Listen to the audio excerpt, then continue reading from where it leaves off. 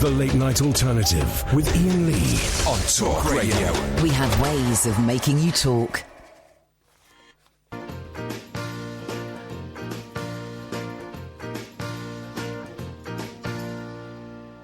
Come on now and meet everybody and hear us singing. There's nothing better than being together when we're singing. Five of us and Mom working all day. We knew we could help her if our music would pay. Daddy got Reuben to sell our song, and it really came together when Mom sang along. Come on now and meet everybody and hear us singing. There's nothing better than being together when we're singing. When we're singing. I'm going to be honest. When we're singing. Name one other show in the past 50 years that started with the alternate version of the Partridge Family theme tune and has then... I've been inspired. We've gone from the Partridge Family to Kiss, ladies and gentlemen. Welcome to Talk Radio. Excuse me. Beth, I hear you calling, but I can't come home right now. Me and the boys are playing, and we just can't find the sound. Just a few more hours, and I'll be right home to you. I think I hear them calling. Oh, Beth, what can I do? Beth, what can I do?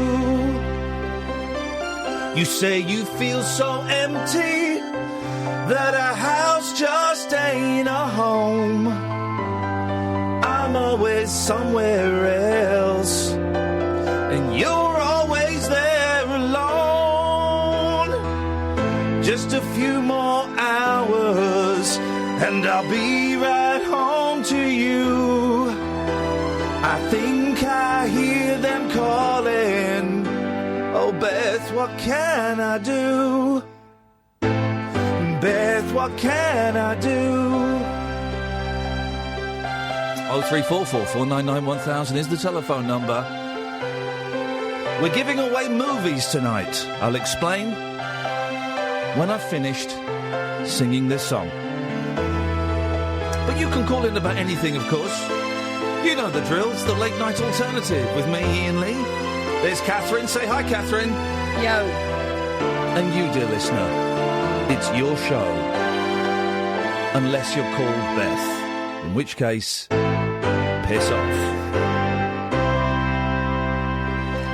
Beth, I know you're lonely, and I hope you'll be alright. 'Cause me and the boys will be playing all night.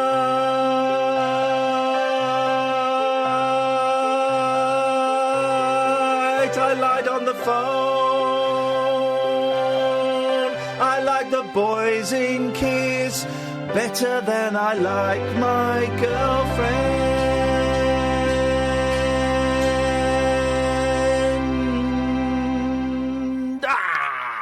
Yes, I'm feeling it. I'm feeling it. I'm feeling it, Kath. Are you feeling it? Well... Do you want to feel it? No. Oh, little bit, President? No. Let's go to John. Good evening, John. John, I've given you an upbeat, peppy start to the show, buddy. Don't let me down. All right, no. Oh, Jesus Christ. John! Yo. Yes, you're on the radio, John. Yeah, I don't really know what to say, to be honest. Right, OK, so why the hell have you phoned up, boy? Put that phone down! Don't you ever call me again. What on earth was that? Here's someone. I should have trusted my instinct, and instead I went off-piste. I went off-menu. I went to the buffet instead of sticking to the menu that was in front of me. And the buffet food had been left there for ages, and it was dirty. And on the menu, I'll have a rare cut of Caddick. Oh dear! Oh dear! Oh, you I'm good, Alan. My mum's feeling a lot better. She should be home tomorrow. Oh, thank goodness, because I stayed indoors all day saying prayers to her, so it must have worked. The baby Jesus was listening to me, Catherine. The baby Jesus was listening. Thank you, baby Jesus! It's about time. In it.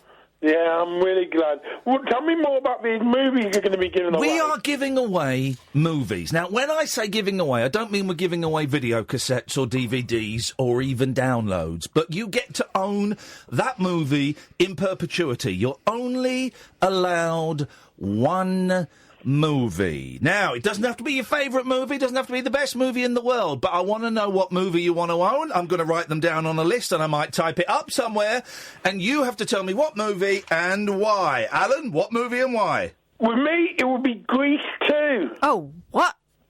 Wowzers, Grease 2, starring... Michelle Pfeiffer and Maxwell Caulfield. Maxwell Caulfield, that was it, yes. Why Grease 2, Alan? Because everyone says the second one was worse than the first one. Well, but in my opinion, the second one's a lot better. Do you like a smooth rider? Put it this way, Sandy Olsen in Hot Pants doesn't do it for me. Michelle Pfeiffer in a leather jacket does it for me every Are you time. sure you're not thinking of The Godfather 1 and 2? No, Grease 2. Name one song from Grease 2. Back to School Again. Sing it. Four Tops. Sing it. Whoa, whoa. So it's, whoa, stop them horses. I'm going to shoot that horse. I could shoot a horse if I had to. Please don't. Tell me, Alan, are there any original songs in it, or are they all old classics? You've got Maxwell Caulfield singing Suede. Sing it.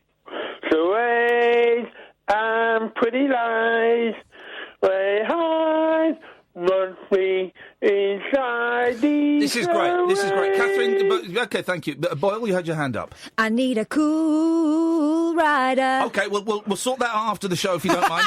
I'm talking to Alan about Grease 2. In the auditorium. Well, I'll tell you what we're going to do, Alan.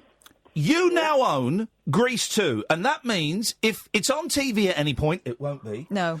You can phone up the TV and you can ask them to stop it. And if you want it to be on TV, you can phone up the BBC and ask them to show... You can phone up any TV channel and ask them to show Grease 2, because you own it. Movies? You can phone up Sky Movies, yes? Well, get my licence fee going. Well, I don't think you need to pay a licence fee to Sky Movies. You still need to. Any TV channel, you need to pay a licence fee. Shut the front door. Any TV channel, you still need to pay a licence fee to watch it. Shut up, really? You are joking. I'll tell you what we're going to do. We're going to phone up an American TV station, ABC, and you can ask them to show...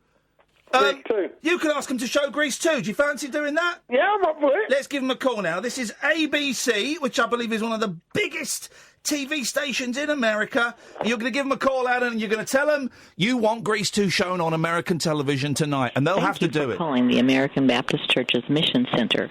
Our business hours are 8 a.m. to 4:15 p.m. Eastern Time. Got the wrong ABC. Hang on. At any time during this greeting, if you know your party's extension, you may enter it or press pound 1 for a dial-by-name directory. If you are unsure, press 3 and leave your message, which will be delivered to the appropriate person on the next business day. Okay. Thank you. There we go. It's just... Is they going to beep? This might be the wrong... At any time during this greeting, if you know your party's extension, you may enter it or press pound 1. Right, hang on a second. I'll tell you what we're going to do. Oh, flipping it. They love make it... Why do these TV companies make it so difficult to contact them? Anyone would think they didn't want to put Grease 2 on. Well, we're going to get... This is my mission now, is to get Grease 2 on... here we go. I don't know what this is. This is an American TV channel. I think we... right, 001 818. Is it Fox? We could phone up... We'll try them in a minute. Let's try these dudes first. This is KABC. And thank you for calling ABC7, home of Eyewitness News. There we go. The number one news in Southern California. This is what we want. Please select from the following list of options. I can't. Press 1 for Eyewitness News. I don't... Press 2 for the ABC7 directory. I can't press. Press 3 I can't press. Internships at ABC7. Can you press, Sam? Press 4 to learn about booking ABC7 talent for your event. Press 5 if you're having problems viewing ABC7. Now I know why Grease 2 is hardly on, because it's really difficult contests to get and through. sweepstakes. Hang on. Here we Press go. 7 for our 7-day community planner. Jesus. Press 8 to request a satellite waiver. No, what? A satellite? What? Which is, if we're quiet, hang on. Beep. Sometimes you can do it. Beep, beep. Are you still there? Yeah. Hello, and thank you for calling ABC7, home of Eyewitness News, the #1 news in Southern California. Please select from the following list of options. Right, hang on a minute. Press 1. Sam, if you dial that number, if you hang up and dial that number, can you then press 1 and whack them straight through to us? I don't remember what option 1 was. Eyewitness News. Yeah, well, that'll do. Well, say you want... I've got a new story from the UK. Yes. I own Grease too. Put it on the telly now. Yeah, do it, Alan. And News contact information line. There are multiple ways to talk to Eyewitness News. You can contact us by visiting our website. We phoned you. ABC7.com. What is wrong You can fax information to the newsroom at 818-863-7080. You can also mail us. Our address is we phoned you, mate. Circle 7 Drive. Please spell out the word 7. Glendale, California. Zip code 91201. Thank you for calling ABC7. You're going to hang up? She's going to hang up. Hello?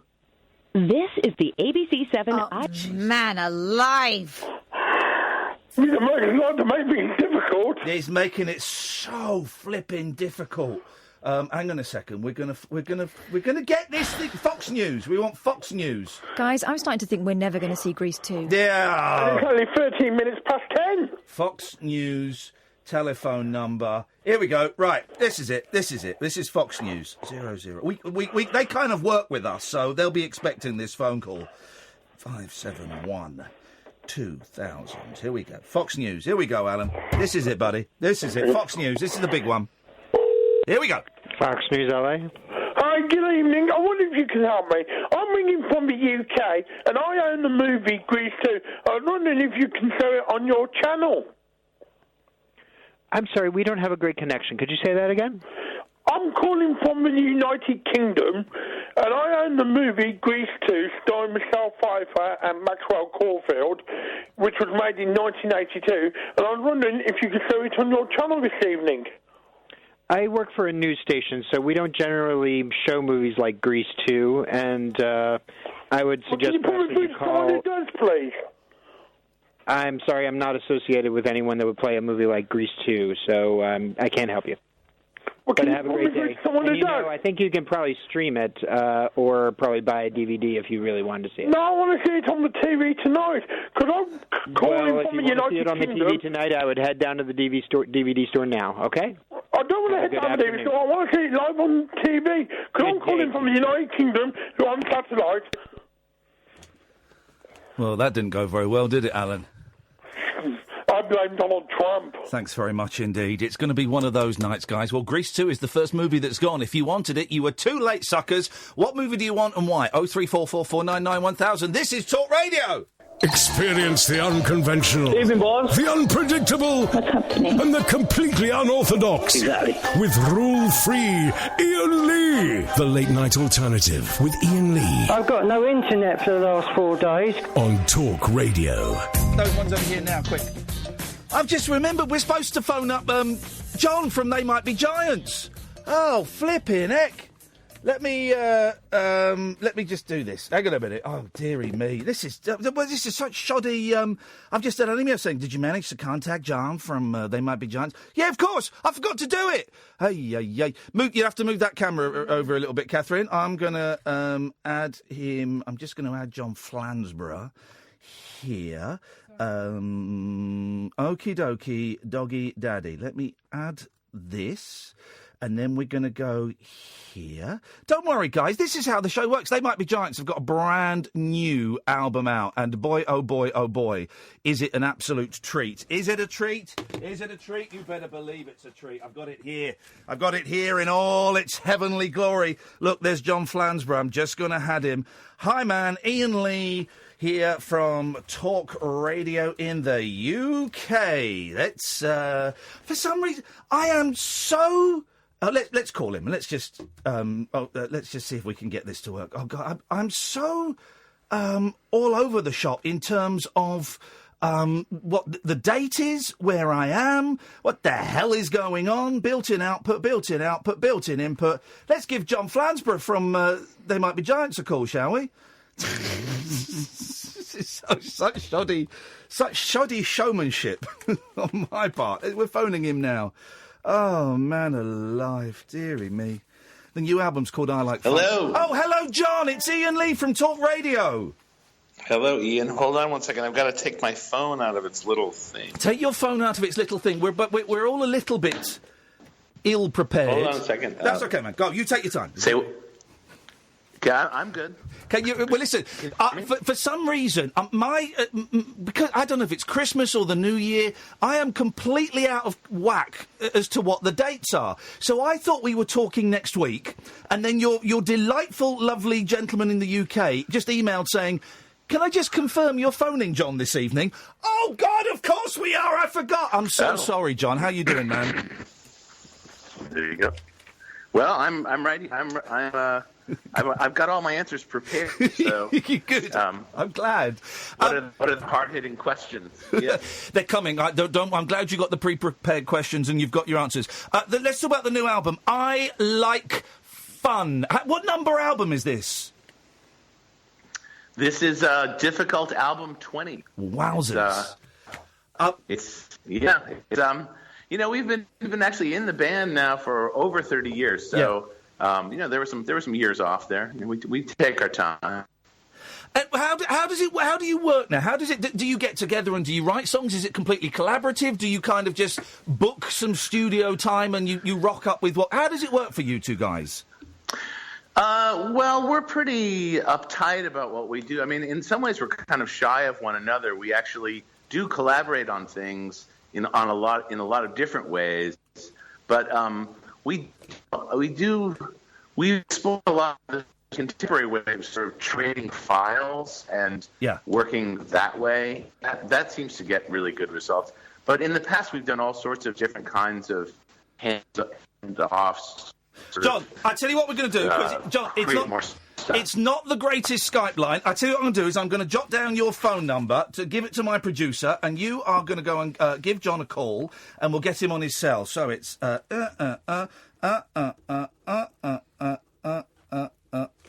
the last number, guys, if you want to know, it's 42. The last two numbers of John Flansburgh's phone are 4 and 2. You can work backwards. It's an American cell phone. Work backwards and see if you can get his phone number.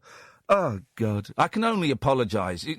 I knew there was something we were supposed to be doing on the show tonight. I knew there was something, right? And I forgot it was to speak to John from one of my favourite bands. They Might Be Giants. Oh, man alive. I'm such a terrible presenter. You deserve better than me, guys. You deserve a decent radio presenter. I think we got John on his cell. John, are you there, sir? I'm right here. Yeah, that's better. And you sound much sexier on a cell phone. It has to be said. So go on. You were talking about. It's the middle of the day. Well, it's late night here, so we can be a little bit raunchy. You were saying that you kind of sometimes trade files and things when you're writing. Yeah, well, the truth is we've had many things in our career where it's like we've been kind of chained to the all-you-can-write buffet. Yeah. We have the Style Song service where we basically are posting a new song every week for this entire year. So That's 52 songs right there. So we kind of take on these challenges to write more than most bands do. And it's funny because my perspective on it is like that it seems like an interesting idea, but then I also think about bands like Guided by Voices who've actually written more songs than we have, and my general impression is that they're just out of their minds. Yeah. So I understand why people would be skeptical that quantity versus quality is not necessarily a characteristic you need in a song. It's not like you just need a giant pile of songs, but I don't know. It's something we've done for a long time, and we really enjoy writing songs. So no, I get that as well. I'm a big fan of the 60s bands, and bands like the Beach Boys, they were turning out like 3 or 4 LPs a year, and they were doing singles that weren't on the albums and B-sides. And I do wonder when you get these huge bands like the Coldplays and the things, where it takes them 4 years to release, write and record 12 songs. You kind of think, what are you guys doing? Yeah, I think the general thing these days has moved way far into overproduction, and I don't think it makes for particularly exciting recordings. I think if you really want to capture a live performance, that's one thing, and that might take time. If you have a very specific arrangement idea that's very tricky and kind of embroidered, that's going to take some time. But the whole thing of just processing sound to the level that it's kind of at these days seems a little bit tedious to me. I mean, I think the best quote came from Bob Dylan about 10 years ago when people asked him what he thought of modern music, and he said, "There's too much sound." He's right. He's right. There is. There really is too much sound. Yeah. Listen, I don't know, first generation, second generation, They Might Be Giants fan. When you were big pop stars over here for a while, with the whole flood thing. You were huge pop stars.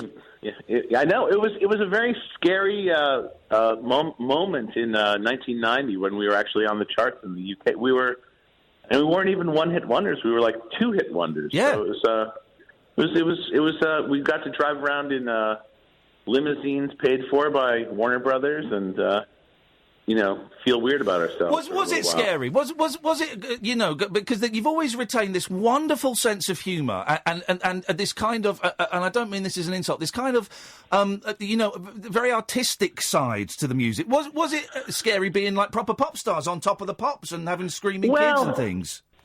Well, the thing is, we were older already at the time. I mean, we were like 31 when that was happening. So it wasn't like something that was really turning our heads the way it would if we were teenagers. I think if we were younger, it probably would have been much harder to process. Yeah. And a lot of the sort of mechanics of pop star campaigns are really designed around teenage stuff. Yeah. So that was not so interesting to us. But I think, to be really honest, like the media side of it was the strangest part. Like I remember reading interviews where, excuse me, where they had transcribed the interview and then substituted all the American slang words that I had used for British slang words, which was very, very strange. And also, I think the British tabloid press is very used to just kind of making up quotes. Oh, they just make everything up. Oh, the thing at the Sun is don't let the facts get in the way of a good story, and it's true. Yeah. But it's interesting to be the subject of a story and get put through that sort of process because you know what the conversation you had with the person was. Yeah. And I remember doing an interview with somebody, some tabloid press, and it seemed like the only topic of the interview was they were trying to figure out, sort of in sly ways, whether or not John and I were gay. And gosh. And it was like, okay, and the truth is like, I'm from New York City. I have many gay friends. I'm a gay positive person. Like I'm not going to make homophobic statements or declare anything strange. And so it was like a very awkward conversation to have. And it evolved into a piece, which was just like, John from They Might Be Giants just wants to have a little child. They sort of like when they couldn't get the result they were kind of curious about, they just flipped it into this whole thing of like how he longs to get off the road and have children. And I mean, I have to tell you, I have never gotten off the road and I've never had children, so this is clearly not like a top priority. And is that because you're gay, John? it's because I'm gay. There we go. We got there 30 years later. We got there. There's a real affection for you guys in the UK. You know, that wonderful, couple of years of being huge pop stars. But every time you come over, there's a real affection and a real. When we've said that we've got, you coming on the show, the tweets have been crazy. We've had texts coming in, so people love you over here still. Oh, that's great. I know. It is interesting to be part of people's lives in the way that you are when you have a pop hit, because there are people who are sort of almost imprinted with the idea of our band, and that's very flattering. I mean, it's great to be part of people's lives in that formative way. But the other thing that we've been doing just sort of steadily is just trying to find an audience for ourselves in a very independent way. And we've been very pretty industrious over the years. So we've never really fallen into the rehab crisis mode that a lot of people seem to do. So it's like we've just been kind of soldiering on. It's listen, I've had a lot of different jobs, and being in a rock band is it's a good one. Well, I think it's the sense of humour. There's this wonderful sense of humour that runs. One of my favourite songs of yours is "That Crazy Bastard Wants to Hit Me." It's such it's such a perverse and dark and troubling song, and I love it. Thank you very much. I love it. I didn't realize you could actually say that on the radio in the UK. My producer's not say that on the radio in the United States. My producer's just looking at me, making me think perhaps I can't say it. We certainly can't play it, but I'll tweet the link to it because it's a great song. And there is, whether you're doing the albums for children or the I don't know how you call it, the grown-up albums. There are people looking at their radios right now. There are people looking at their radios right now going like, what kind of band is this? That crazy bastards, children's music. I don't get it. But that's the thing. But it all seems natural coming from you. Is the sense of humour something you work on in the songs? I think the sense of humor is very much a natural reflection of like the kind of people we are, and I think finding a way to keep it in the music was something that seemed like it was almost like a balancing act, because it's like we want the song to hold up to repeated listening. Songs are not like jokes, so it's like you don't want to hear somebody tell the same joke over and over again. It's just not interesting. So that was kind of what I think we brought to what we were doing, is that we wanted to find a way to really have that sensibility in what we're, baked into the songs, and yet not somehow make them just stunt songs or something. Yeah. The album is... it's like, I think of like, you remember the Beatles movie A Hard Day's Night, and there's this way that the Beatles are presented, like the energy of the Beatles is presented in that movie that's so winning. And when we were given the sort of saddled with the responsibility of trying to figure out how to present ourselves in a rock video, I remember thinking of that movie and thinking, the Beatles really cracked the code on something there, where it's like the energy and the spirit of them, they don't care about how they look. They're not worried about looking cool or anything. And just kind of tapping into that idea when we started making videos was so successful. It's like there's something, when people stop taking themselves seriously, it's a lot more relatable, I think, for people. The album is I Like Fun. I think it's out now. I believe it's. I think it is. We'll play a song from it. Tell us what song do you want off the album, John, and we'll play it in a bit.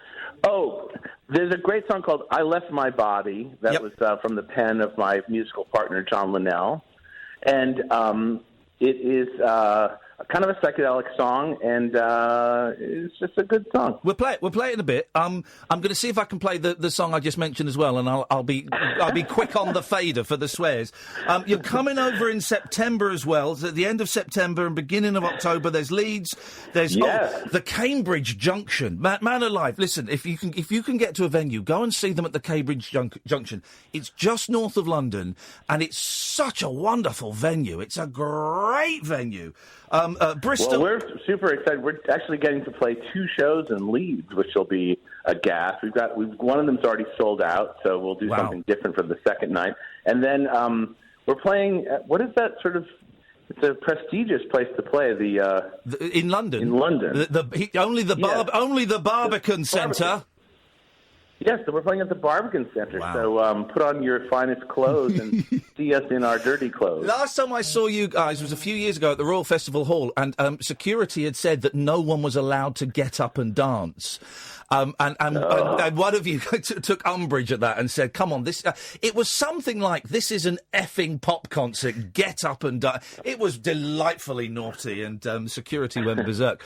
So you're playing the Barbican on the 3rd of October, and Manchester, and then you're going up to Edinburgh as well on the 5th of October. Oh, and then Dublin. You're going up to Dublin as well on the 6th of October. John, listen, we will play that song. I wish you continued success and joy. We're going to come along to one of those songs, one of those gigs, probably the Cambridge one. Fantastic. What's the best website or place online if people want to come and find out more bits and pieces and dates and albums and things? Oh, we're everywhere. We're on Facebook and Twitter. TMBG. They Might Be Giants. You'll just find us. The Dial-A-Song thing. It's got new songs every week. We're ubiquitous. Beautiful, John. I love you, man, and lots of love to the other John. And we will see you in September at some point. Thanks a lot.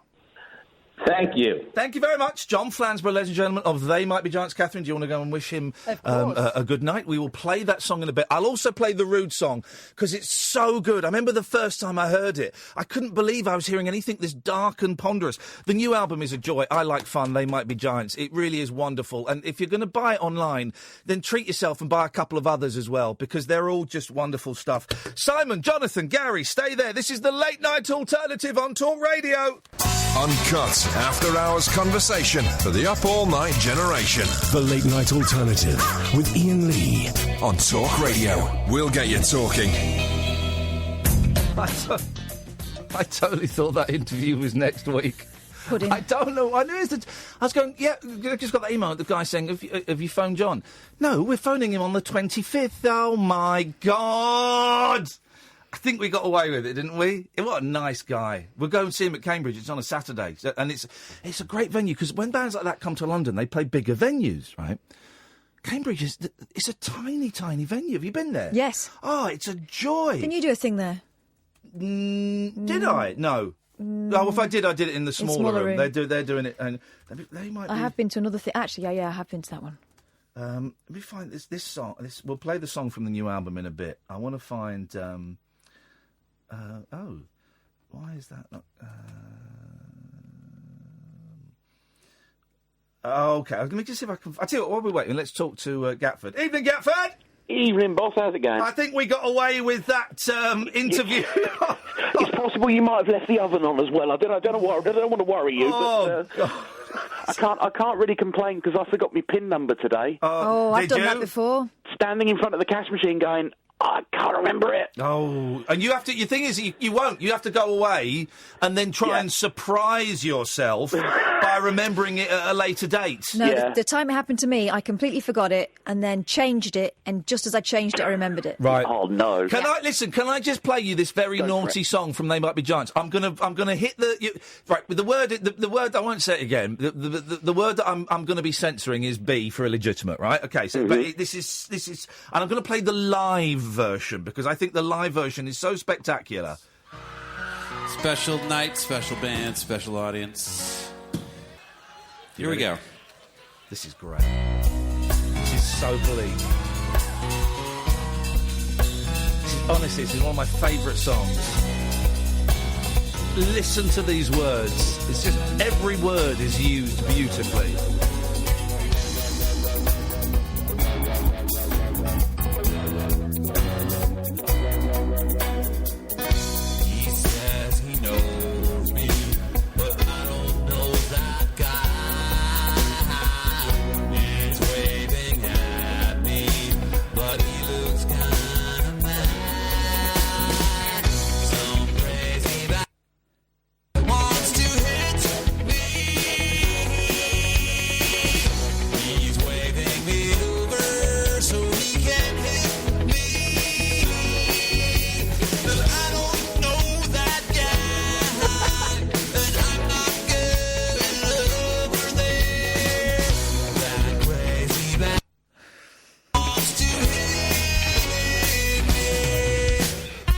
He's waving me over so he can hit me, but I don't know that guy.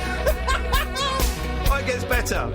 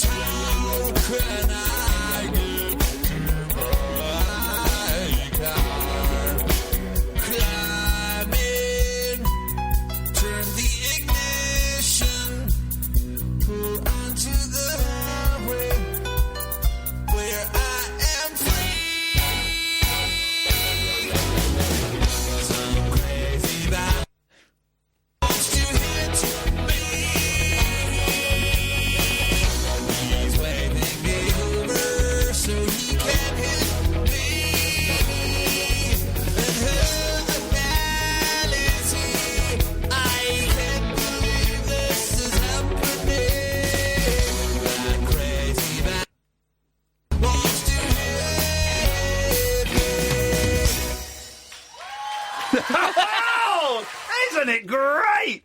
Oh, Gatford, I love that. That's made me smile a lot. That's made me smile, actually. That's quite funny. Such a good song. Such a good song. We'll play the song off the new album as well in a bit. The new album, They Might Be Giants, I Like Fun. I did a website years ago when, you know, GeoCities? Yes. When you can, it may have been Angel Fire, where you could build your own websites.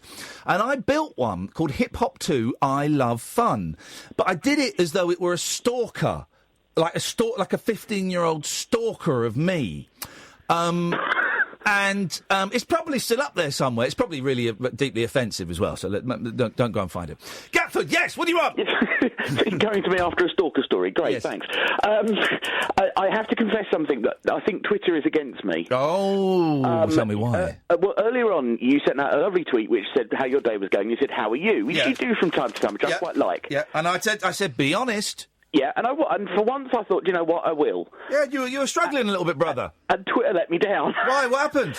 Because I didn't mean what I put. I meant teary. Oh, you put testes. Twitter changed it to tetchy or testes. Did you put you were feeling your testes or something? Yeah, something like that. Whoa. But you said you felt.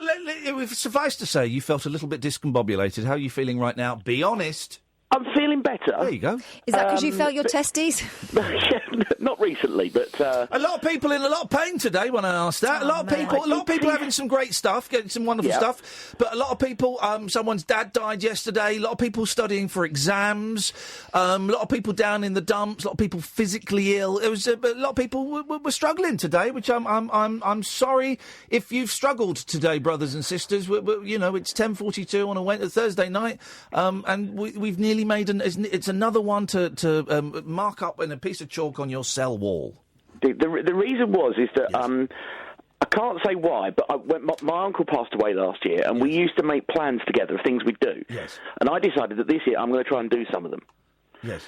So the one I did where I was coming back, I can't talk about, but I will at some point. Yes. But it was really scary. Yes. And I felt better for it. But then coming back on the train, it all hit me. Yes. Like, and that's what when I tweeted, that's what I tweeted back. Like I felt melancholy. I felt really down. Yes. And there were loads of people on the train, and that really started to really get to me. And it was a really fast train, so it was going. I really felt out of control on a train for the first time ever. Wow. Because normally trains are quite nice. Yeah. If you do long journeys as well, which, you know, you kind of feel like, you know, try to relax, but I felt like I wanted to tell the driver to slow down, which was really weird. But I'm looking forward to trying to do as many of these things that me and my uncle said we were going to do. Okay. So... Well, is one of them owning a film? Because I'm going to give you a film right now, brother. What do you want? Well, I'm slightly tempted.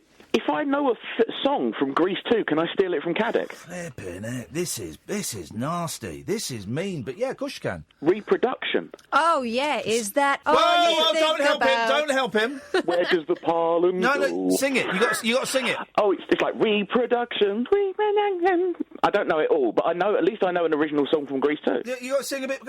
Caddick sang an original song. Come on, buddy. If you want to steal a film, all I know is the bit at the end where they go, "Where does the pollen go?" Get out of it. Oh, Gatford. He doesn't know it. You could have made it up. Yeah, exactly. Yeah, absolute chance. So this is the Late Night Alternative with me, Iain Lee, on Talk Radio. The Late Night Alternative with Iain Lee.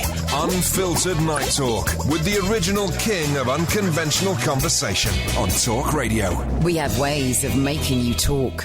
One of those shows today. Timing's all over the place. Guests, I'd forgotten that one of those shows. But those are the best ones, I think.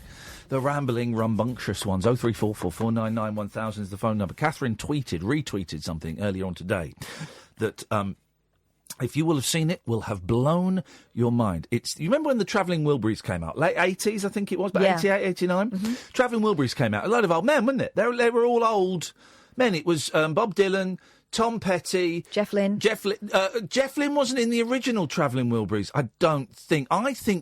Didn't Jeff Lynne replace Roy Orbison? So Roy Orbison, Tom Petty, Bob Dylan, George Harrison, and maybe Jeff Lynne.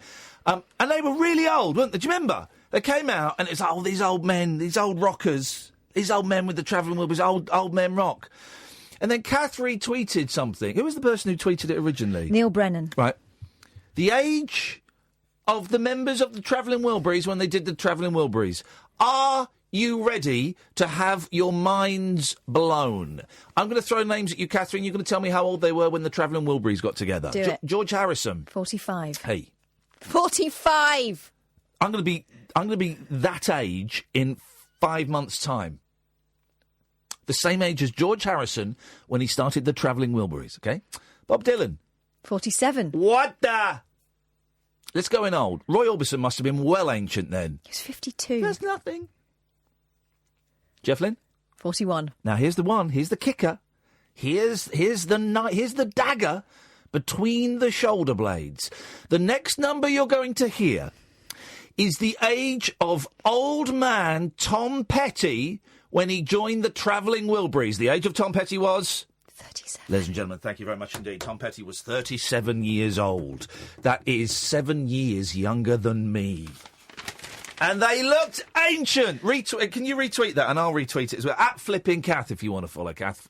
Flippin' without a G, Kath with a K. Evening, Simon. Hello. Hello, Simon. How are you this evening, Kath? All right, thank you very much. Excellent stuff. I've just called to put my claim in. Yes. For a film, obviously. I just wanted to double check. Is it mucky films or just normal ones? You have any film you want, buddy. But bearing in mind, we're in a post-President's Club world. Yeah. No, I had to to block someone yesterday. I let him go away with one strike. Right. Although he was probably having more. He sent me a picture of tennis player Martina Hingis. Right. An upskirt shot of her in action. And he told me that he'd been pleasuring himself to this picture, and I kind of thought, mate, steady on. Why did he need to tell you that? I don't know, and I nearly blocked him, I just ignored it. Then he sent something else about Martina Hingis and him masturbating, and I went, nah, I'm not having that. I'm not having that. Right, yeah, so I suppose that's what Twitter's there for, isn't it? Just to share your masturbation stories. Well, if that is, I've been doing it all wrong. Yeah, that's what it's all there for. But I'm going to put my claim in for Grease number 1. Why was everyone obsessed with the bloody Grease movies? Okay, yes. Well, because, Caddick and Gatford wanted to, and they were going to have a battle, and I was thinking, do I have a battle over the second one? But I thought, no. No, okay. The first one is the original. I obviously know all the songs. The first one is definitely the original, yes. Yeah, well, obviously it is, yeah. Yes.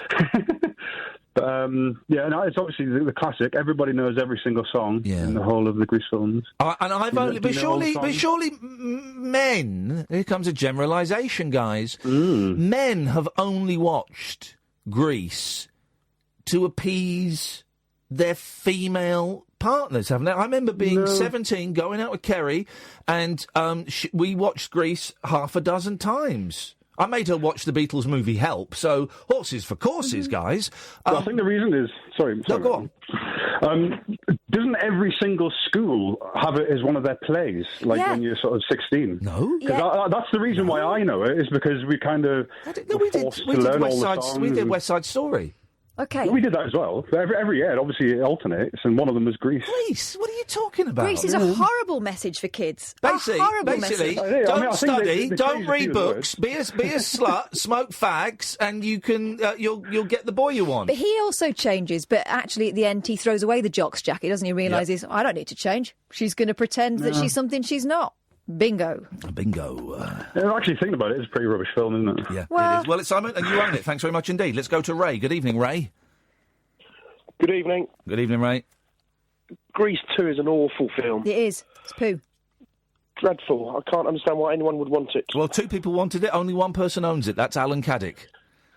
Unbelievable. Fox News, Anyway, just to confirm, by the way, Fox News will not be showing Grease 2 this evening. If you're getting hot under the collar, Grease 2 will not be screened on Fox News this evening. Disappointing. Disappointing. So I'm phoning in with an apology. Yes.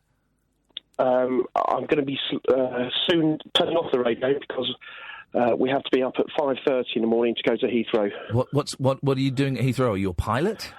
Baggage? No, we are flying to Dublin to be at the Rabbit Hole on Saturday night. Well, hang on a minute. So you've done the hard-working Irish fans, of which we are very, very proud of, can't go because you're going over to... And then are you going to Belfast? No, not to Belfast. We're not lunatic. OK, well... here's the thing, right, because we're going to... Kath and I are going to Dublin on Saturday, so we're going to get there Saturday afternoon. We're doing a show Saturday night, which you can watch on Periscope, guys. And then... We get up bright and early and we go to Belfast, and then we're doing a show Belfast on Sunday evening, and then the plan was to spend all of Monday in Belfast, right? Because we'd never been to Ireland, so we were going to spend Monday in Belfast and come back and land at Heathrow about 7 o'clock in the evening and come straight to work, right? But then my agent said, "You do know you're doing Loose Women on Monday?" And I said, "What?" He said, "We got you booked in to do Loose Women."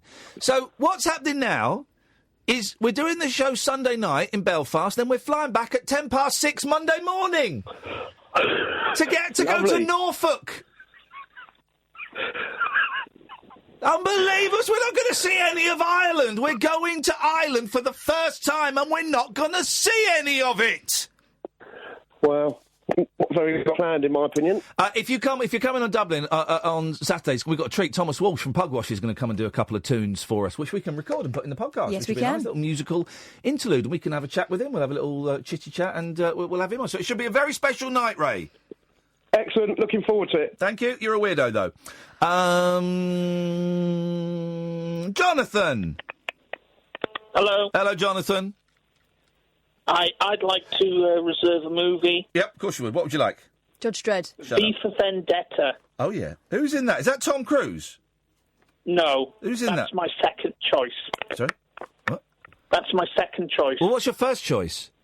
V for Vendetta. Well, hang on. So Tom Cruise is your second choice? Yeah. Tom Cruise is not a movie? Yet. No, I meant a movie with Tom Cruise. Oh, go on. Which one? Edge of Tomorrow? Cocktail. No, American Made. I don't know that one. It's a new one. Oh, it's that one where he's the pilot, drugs runner. Yeah. Okay. Yeah. Well, do you know what? Just for the sheer balls of it, you can have both movies. You've got both movies. This is unorthodox. But partly because that clip of you talking about cats has gone viral, and partly just because he asked. He had the balls to ask, and I respect your balls, Jonathan. Thanks very much for calling. And that's an hour of... Even by my standards, the most shambolic radio I have ever been involved in. Where the hell was a producer? Unbelievable. The producer should be in charge of the guests, not this guy. But we got away with it. Another 2 hours to go. We've got some... we're giving away movies. If you want movies, you can. You can call in about absolutely anything you want. We've got loads of stuff to talk about, which we haven't really addressed, including some incredible recording of this thing that happened in America today, and we watched it on Sky News, and it was the most... This isn't a joke or anything. It was the most powerful thing I've seen on TV, and so we're going to play a bit of it. It's a little bit grim, but it's also... Well, anyway, I'll explain after this. This is Talk Radio. The Late Night Alternative with Iain Lee on Talk Radio. We have ways.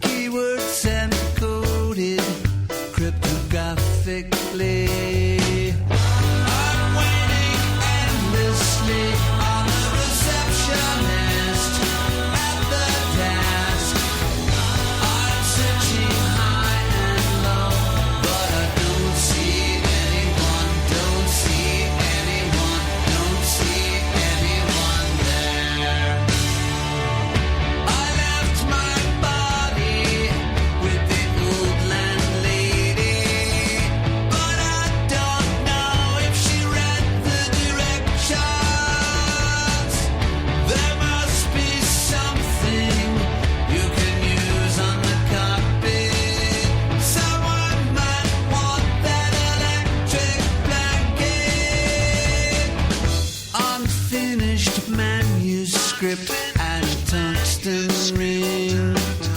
My plastic hip is going to be worth something. I took the folding knife and the battery palette I left my body, and right away I knew I'd made a mistake. I left without my senses, and I can't see anything, can't see anything. I'm waiting endlessly on the receptionist at the desk. I'm searching high and low, but I don't see anyone, don't see anyone, don't see anyone there. Oh, come on, isn't it? Oh! But They Might Be Giants. I left my body from the new album. I Like Fun. Good, huh? I did band maths a long time ago, and they're all interchangeable, but I do think that They Might Be Giants plus Bare Naked Ladies equals Sparks. Sparks divided by They Might Be Giants equals Bare Naked Ladies. They all kind of fit in like that. It's a cracking album. They're a cracking band, and I'm so pleased to have them in my life. What's the opening track? You remember the opening track to Flood? Do you remember that? Why is the world da da da da da da da da da? Do you remember that? The ocean levels rising up. It's a brand new record for 1990. They Might Be Giants' brand new album, Flood. Remember that? Oh, yeah, let's play that, even though They Might Be Giants, Flood. It's so pompous and over the top. Listen to this. This is the opening. It's only 28 seconds. Why is the world in love again? But what's brilliant, right, is I play it and then just the beginning of the next song, because the way it just goes into the next song, Flood is the masterpiece. Here we go. Why is the world in love again? Why are we marching hand in hand? Why are the ocean levels rising up? It's a brand new record for 1990. They might be giants. Here we go. Ready?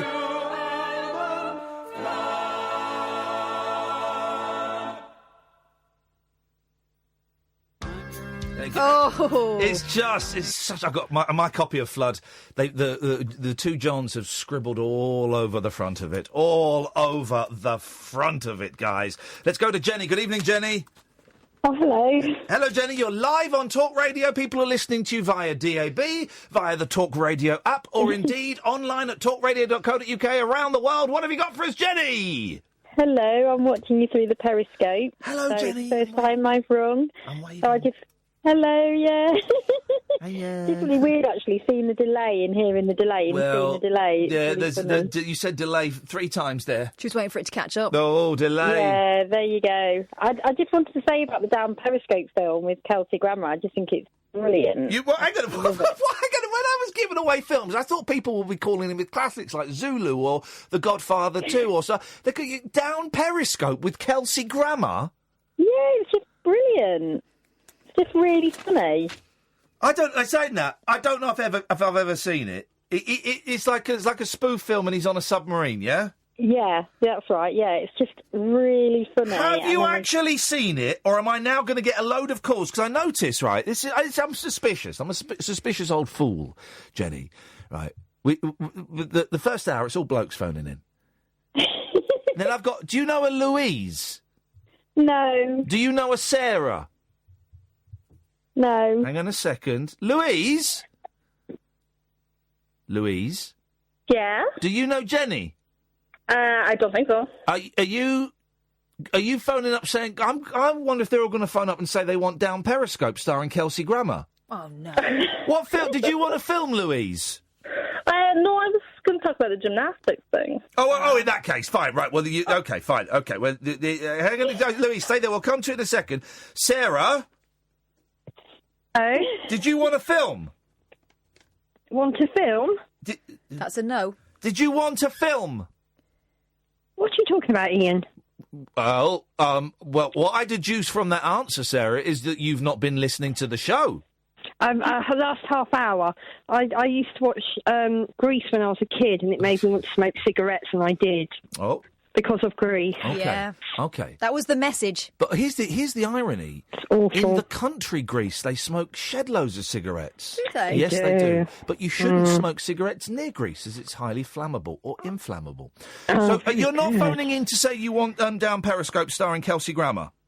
No. Okay, well, This is all looking very good for Jenny. Okay, Jenny, in that case, I apologise for my suspicion, and you now own... What's your favourite scene from Down Periscope starring Kelsey Grammer? Oh, there's just too many, honestly. There's just too many. But I think one of them has to be towards the end where basically he's fired his torpedoes and the guy's on the other submarine and he's going, but you're locked and, you know, you're dead in the water, you know, in the war game. And he's going, yeah, but I fired the torpedoes, so if it hits it, and then the look on the other admiral's face is just like, yeah.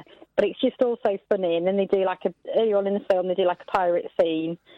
I'm going to have to check this movie. She's definitely seen it, Ian. She has seen it. Honestly, it's all about Kelsey Grammer as well, with the Merstrang incident where he has a tattoo.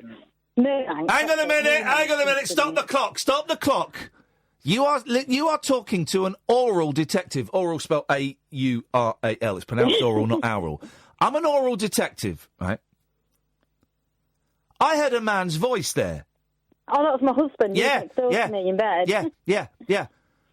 I think he wants the film Down Periscope, because this is a bloke thing to do. We have it on DVD, and I love it. We absolutely love it. I've seen it so many times. I can't remember the name of that Mermansk incident, so my husband was just correcting me. But honestly, I love it. I've seen it. The thing you understand, so many times. You understand, Jenny, why I'm being suspicious. We're giving away actual Hollywood movies. Millions of dollars have been spent on these things, and I've got to be protective. I've got to. Also, be it's protective. Kelsey Grammer. You know what he's like. His movie career, really. Well, he did. It's very funny. All right, well, Jenny, it's yours. You're literally laughing at it from the time it starts to the end. It's like even in the opening scenes, you see it looks like, you know, a very serious scene, like with the submarine and everything, and then it turns out he's playing golf from one submarine onto a. Yeah. All right. I believe you've seen it. It's Jenny. It's your film. What are you going to do with it? Oh, I would re-release it and make it more well known so that more people will watch it. Okay. It's just so funny. Beautiful. Jenny, it's yours. Well done. I wish you the best of luck with that. She owns Down Periscope starring Kelsey Grammer. Name another film Kelsey Grammer was in. I was going to say Sergeant Bilko, but that was Steve Martin. I was going to say was he Mr. Magoo? No, Magoo. That's very good. It's not bad, is it? Was he Mr. Magoo? There was a movie of Mr. Magoo. Was that Steve Martin as well? No, he's too tall and willowy. Mr. Surely. Magoo. Hang on, let me look. They made a Magoo movie recently. Mr. Magoo, the film. Should have got my mum to do that. She can't see for toffee. Yeah, right. Okay. It's just as acting. Leslie Nielsen. That was it. Of course, it was Leslie Nielsen. Yeah. Okay. Sarah. Hello. Hello, Sarah. Cat lady here. Hello. Hiya. Yes. So, I remember when you used to work on another radio station. Yes. And you used to play Love. Arthur Lee. Alone Again, or oh my goodness me. Some song, huh? You taught me something really amazing about music. I bought the album. I've got it in front of me now. Yeah, Forever Change is one of the greatest albums of all time, guys. Everyone should have it. Really, really is. Yeah. Also got in front of me Led Zeppelin 3. Oh, I've never heard Stairway to Heaven. No, my favourite song on Led Zeppelin 3 is Tangerine, and it was in one of my favourite films ever, and that is Tangerine. Yeah. Here we go. This is what we're going to do. As well as giving away movies, we are going to create. We're going to get. This is great. This is what we're going to do. I want all of the fruits represented by songs or musical groups. Right. So, all right, here we go. So, we're in. Hang on a minute. Let me write these down. Okay. So, you can write these down, Catherine. I'll write these down. Tangerine by Led Zeppelin, yeah? Led Zeppelin 3, right. One of the best albums ever. And it was on the film... Right, no, shut up. We're not talking about that now. We're talking about... So, right, now we've got the Banana Splits. Right. Catherine? Strawberry Fields Forever. Strawberry... Oh... By Candy Flip. By Candy Flip, yep, of course. Fields Forever, Candy Flip, yep. Right, don't start Googling them! I can hear you Googling them! I'm not Googling. I'm tapping on my CD case. Oh, okay. It sounded like heavy typing. What? Tapping on your CD case? You know, you were typing! I'm not. That's typing! He's typing, Kath! You need to calm down. She does! Well, me. Okay. Well, anything else? Oranges. Oh, and I've got a David Bowie album in front of me, but it's not going to be anything. Well, hang on. Why is she? Hang on a minute. I'm confused. Why is she telling me what album she's got in front of her? But we do say they can ring about whatever. Yeah, I know. You did say it could ring about anything. Just filling up saying what albums you've got in front of you. It's really not. Do you know what? That's not actually a bad phone-in, but let's do it another day. Let's do that tomorrow, because I don't want her to think that it came from her. Okay. Yeah. Okay. All right. Nice one. Thanks very much. It was weird, wasn't it? 0344 499 1000. We've got Anna, we've got Amanda, we've got Louise, we've got Mick. You could phone up as well. We are giving away movies, and we are creating a fruit bowl. Musical fruit bowl. A musical fruit bowl, guys. This is what radio was invented for. I'm Iain Lee. This is the Late Night Alternative on Talk Radio. The Late Night Alternative with Iain Lee. On air and off the leash. On Talk Radio. Come here, I want a word with you. What the hell are you doing tweeting the musical fruit bowl? You know that doesn't work like that. There's some new people tweeting the musical fruit bowl. OK, fine, they're new. But there's old hands on there tweeting. You've got to phone in. It don't count if you ain't phoning in. Can we do a clunky gear change? Yes, we can do a clunky gear change, because I want to talk to Louise. You know this show. We'll go back to the light-hearted stuff, and it'll be fine, so don't worry. But I want to just talk about something that we saw on Sky News today. It was incredible. This amazing story that I hadn't really been following. I was sort of aware of it, but I hadn't really been following it. This Larry Nassar story, right? And for those, let me just read a bit. This is from The Guardian, from 14 hours ago. It's a bit from The Guardian. Then we're going to play a bit of stuff that we taped. And I don't want to say audio, and I'm trying to find a better way of phrasing things instead of saying audio, because no one says audio. A clip? A clip still feels a bit... Anyway, we taped it off the internet, right? But this is an incredible story. It's a huge story in America and a huge story across the world, right? I'm just going to read a bit from The Guardian just to kind of give a bit of background. It's about sexual abuse, so you may find the next 10 minutes or so uncomfortable, and if you'd rather not listen to a story about sexual abuse, then come back after 11:30, okay? And we're not going to go into graphic details, but some people might find it upsetting. So this is just the first news thing I found. It's from The Guardian. It's by a bloke called Brian Graham. The courtroom erupted into applause on Wednesday afternoon as Larry Nassar, the former USA gymnastics team doctor and Michigan State University sports medicine physician, exited stage left to spend the rest of his life in prison for the systematic sexual abuse of athletes under his care. You wait till we get to the numbers. I mean, wow. Survivors and their families in the gallery wept and embraced. It was a catharsis hard won by the bravery of dozens of young women, empowered by solidarity, who stepped forward to hold the powerful to account.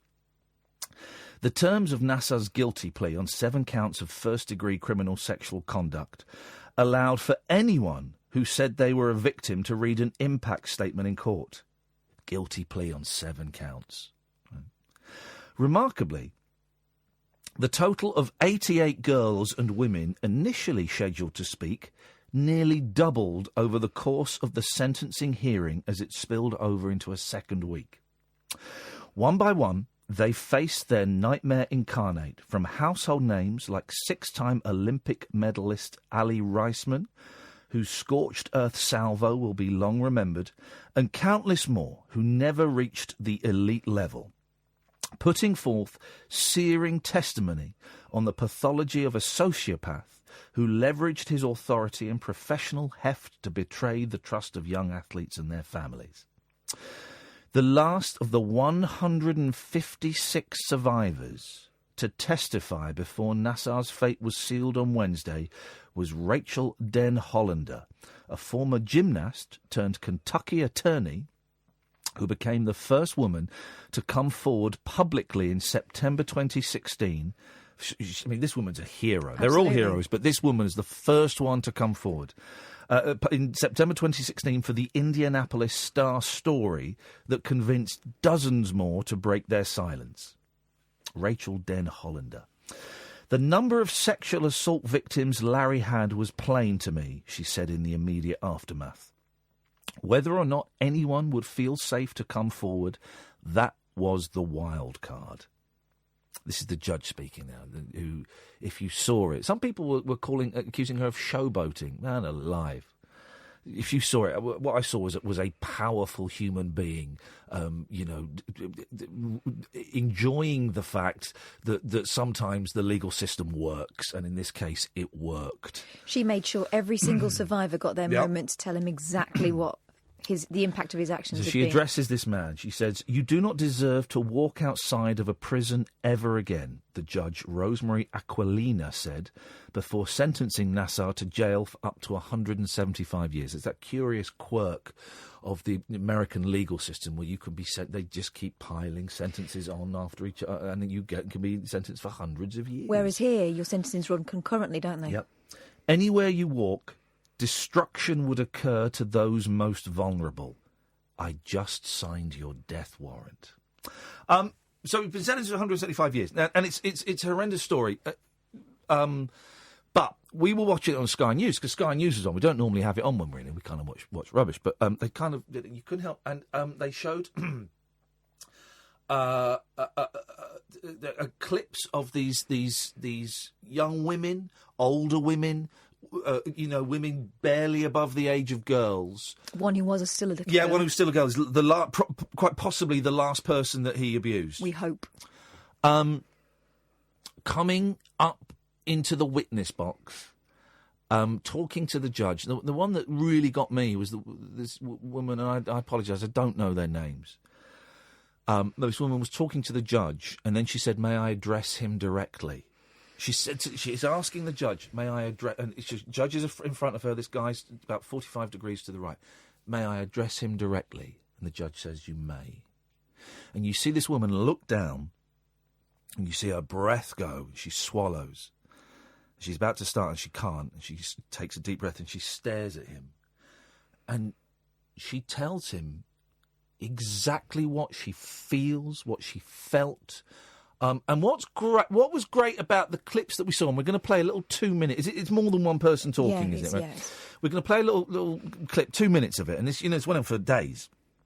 But certainly the clips that I saw, everybody felt empowered. Everybody that I saw felt empowered by the solidarity of the other women that were there. The fact that they had been believed, the fact that this guy was going to be sentenced, that this didn't have an impact on the sentencing or anything. And the fact that they held the power for possibly the first time in their relationship. And what this guy did, I'm not going to go into details, but it was thoroughly unpleasant. And quite often he did it with the parents in the room by using his body as a shield while he examined young women. I'm not. You can kind of imagine. And these were kids. These are kids, and the parents would be in the room. And I was really impressed. Don't worry, we'll get back to the fun stuff in a bit. This hit me so hard. But by the shift in power that was conveyed, that young girl that spoke in particular. I mean, I didn't even know how old she was, 15, 16. It was so important. There was also a mother who was speaking on behalf of her daughter who'd taken her own life. A girl had taken her own life because of the shame, the guilt, the humiliation, whatever it was that this young woman felt. She was unable to carry on her life because of this guy, this Larry Nassar. So we're going to play just 2 minutes of this, and you might not want to listen. It's not. I mean, it's sad. It's really sad. But I got. I'm really struggling to find the right words. I was going to say joy. Joy is the wrong word. I got something very positive. Let's leave it as vague as that. I got something very positive about seeing these about the power. Let me just play it because I'm getting, let me find it on here and let me just play it. And I know Louise wanted to call in and talk about that, so we'll speak to Louise as well. And if you want to call in and talk about it, you're more than welcome to. And if you don't want to, don't have to, and we can carry on with the silliness and the stuff. But just give me 2 minutes and 6 seconds and have a little listen to this. I met Larry Nassar when I was somewhere around the age of 5 years old. My parents had become close friends with Larry and his wife, Stephanie. It was during this time, I estimate I was approximately 6 years old, that Larry Nassar began to sexually abuse me.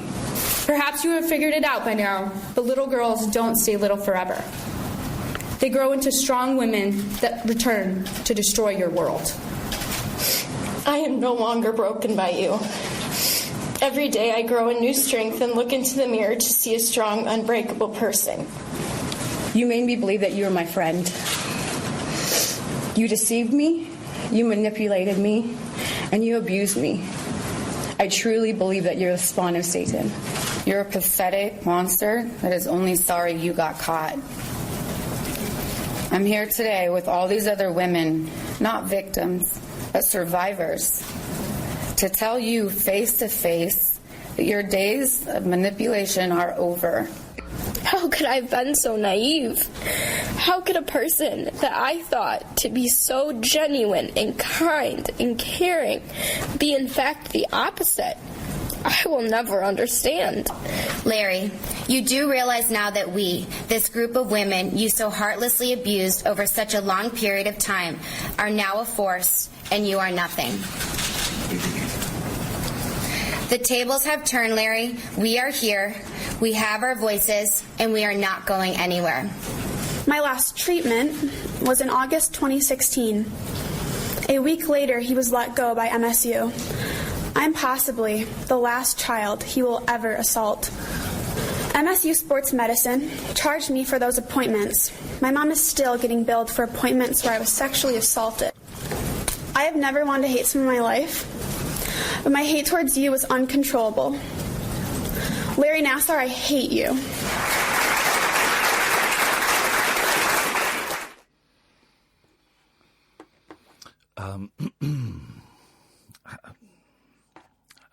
That is some of the most moving testimony I've ever heard. What was really interesting as well is Larry Nassar had an opportunity to speak, and he stood up and he,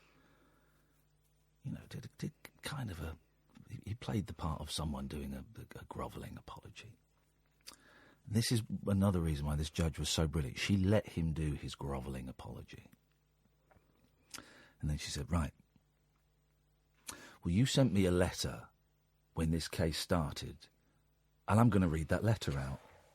Did you see that bit? No. And she read out an extract from the letter where he said something along the lines of, listen to all these silly women oh God, making up lies and stories and nonsense about me. He sent her a letter.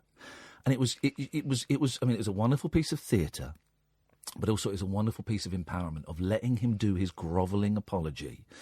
And she just sat there and looked at him and she went, well, I've got the letter you sent me at the start of this case and I'm going to read that.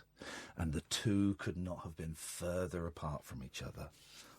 Incredible. I've got goosebumps just thinking about it. The footage will be online. I really think it's a really grim story, but there is something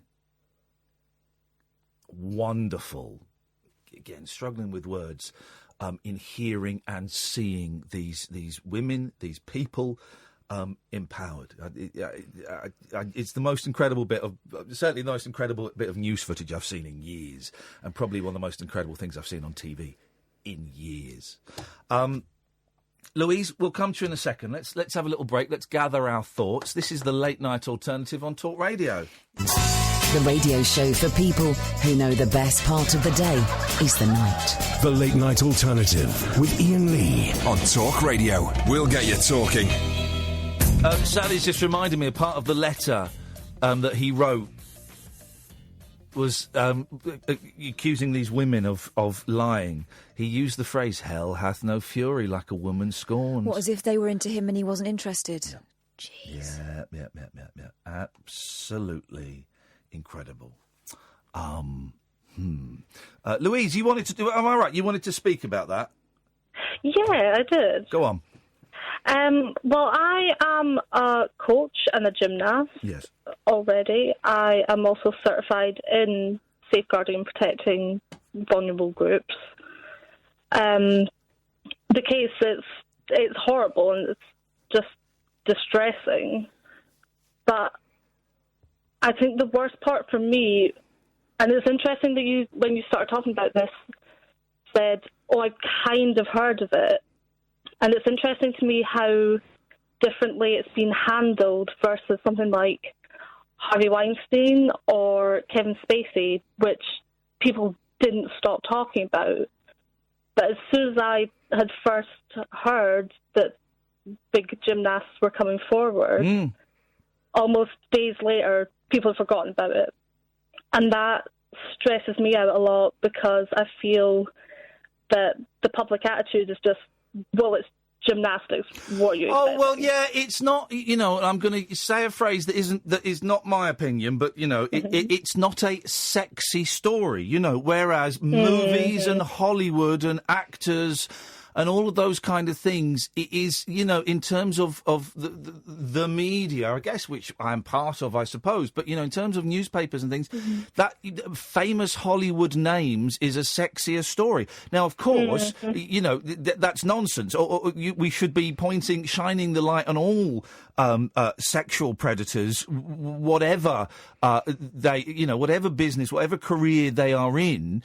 And we should be applauding those people who have been, abused for being able to stand up and, get control of their lives again. Mm-hmm. Yeah. But yeah, no, you're right. It had kind of slipped me by. I'd heard something about it the other day. But hadn't. But I think I saw like a Twitter Moments or something. But that was it. You're right. That was it. It should be front page news. Of course it should be. Yeah.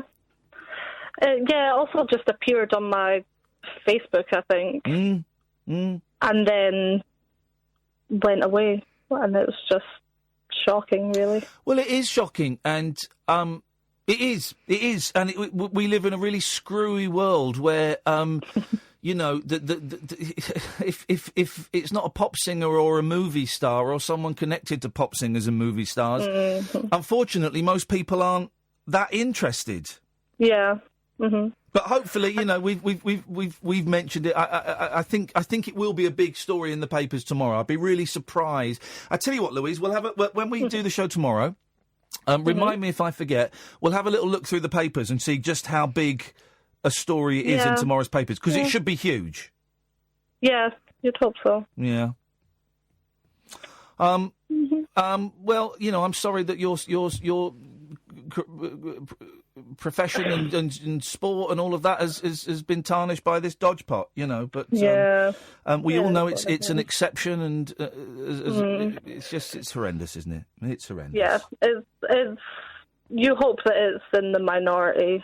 Oh, it is. Of course it is. Of course, you have to believe that. I've got kids, so I have to believe that these things... Course. And then, on any way to demean what happens to anybody, any victim of sexual assault, whether you're a child or a grown-up or whatever. But I have to believe that these things are in the minority. Otherwise, what's the point in having kids? And what's the point in going out every day? Yeah, absolutely. I think coaches now are just... You have to, certainly in Scottish gymnastics, you have to update your safeguarding training every 3 years. You have to be so on top of it. Yeah. Because there have been people that even I know and have met that get found out, and it's scary. If anything positive is coming out of the current situation, which is terrifying and shocking, at least we have young women like this standing up and setting an example, and also... those women came forward and a lot of them were not believed. And hopefully now they're shining a light on that. They won't be able to be brushed aside the way they have been in the past. Yeah, absolutely. Louise, thanks very much for that call. I appreciate it. Thank you. Cheers. Of course, you have to remember that this is a radio station where the breakfast host, when talking about girls being groped, touched up, told to take their knickers off and dance on the table, get drunk and get horny, hotel keys waved in front of their face. The breakfast host on this radio station said, and I quote, "They knew the deal."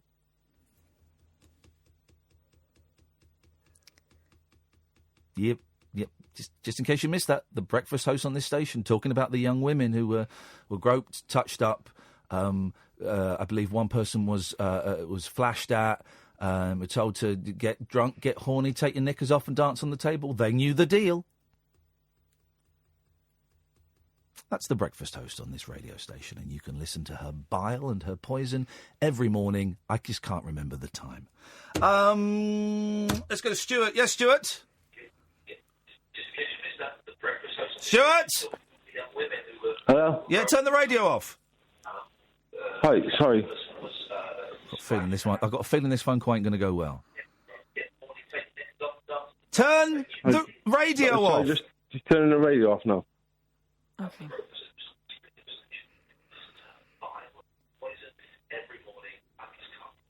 Hello? Yes, Stuart. Turn the radio off.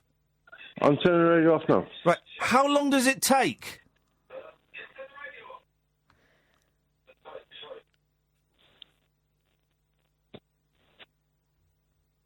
Hello?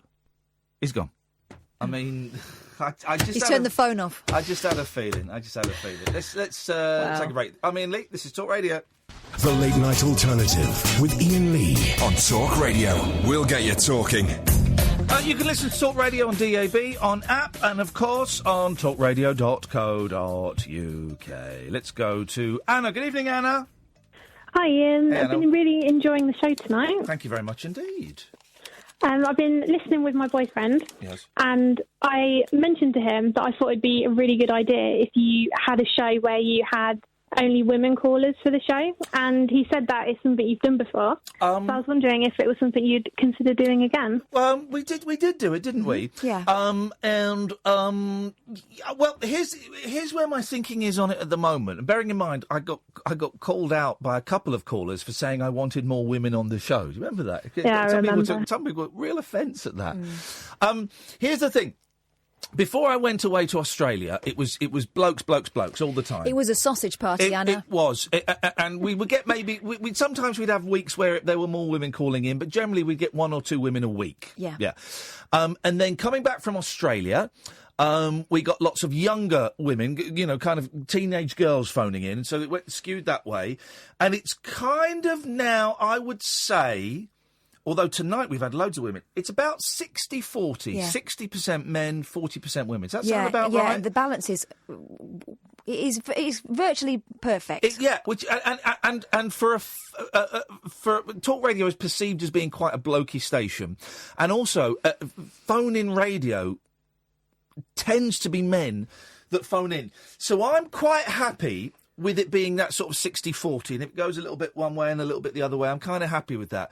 So at the moment, Anna, I'm not thinking of doing women only calling in at the moment, but that's not to say that I won't. We were going to do a new callers only this week. Maybe we'll do it Monday or Tuesday. Yeah. New and newish people. I actually think there's probably a room for a shy callers only as well, because Yes. I get so many tweets from people saying, I'd love to phone in, but I just can't. And I Yes. think if they thought we were going to be a little bit gentle with them, of course we'd be gentle with them anyway. What the heck? No. But if they felt it was a bit more of I can't do that. a safe space, they might ring. All right. Well, we might do that. So I don't think we will in the short term, Anna. But never say never.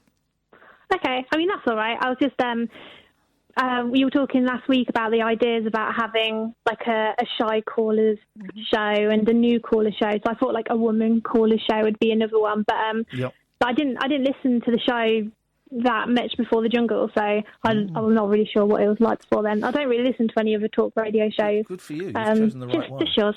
You've chosen the right one. She's chosen the right one. Yeah, and I can't fault that. And generally, like you say, it's generally blokes that ring up because it's blokes ringing.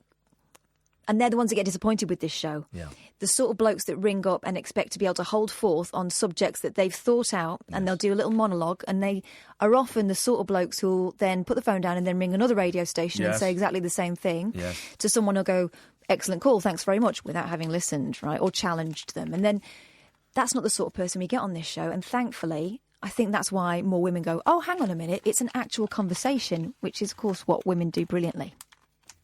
Yeah, I mean, the American guy that covered for Iain, I didn't listen to the show live, and then my boyfriend listened to it, and he kind of told me bits of it, and I was like, yeah, I think I'll just give it a miss. It was exactly what we don't do. Well, everyone's got their own different act. Hey, Anna, listen, I'm glad you found us, and thanks for listening. Yeah, no problem. Talk to you again. Cheers, thanks very much. Do you know what kind of saved that show? You know, we had Caddick. a first-time caller on called David, and Oh, yeah. and he came on. Oh, yeah. And kind of showed him the tone. Oh, okay. And after that, everyone chilled out a bit. But up to that point, it was one of those real kind of fire and fury type things. Let's go to Sam. Good evening, Sam. Hello, how are you all? I'm good, thank you, Sam. I've just knocked my microphone, so I'm just fiddling. That's all. It's all attached. It's all attached. That's okay. Little bits of tape and things. But yeah, well, not tape, elastic bands. Anyway, yes, Sam, what have you got for us? Just saying about the fruits and things. Oh, yeah. I might... So, is it fruits in a bowl that were songs? Is that right? Just well, we're calling it a musical fruit bowl. So far, we've got Tangerine by Led Zeppelin. We have the group The Banana Splits, and we have Strawberry Fields Forever by Candy Flip. I have a good one and a slightly ambiguous one. Oh, okay. Ambiguous one, Raspberry Beret by the Legend Prince. What's ambiguous? That's perfect. Well, because it's a beret. Yeah, but it's raspberry. What about if it's a raspberry berry? Another Led Zeppelin, we're obviously a bit fruit fans, because I found one, the Lemon Song. No idea what it is, how it sounds. I'm going to go on YouTube in a bit. By Led Zeppelin? Yes. Blimey. Apparently it's off their 1969 album. Oh, okay, well, they are on the list. We are They adding obviously them. like fruit.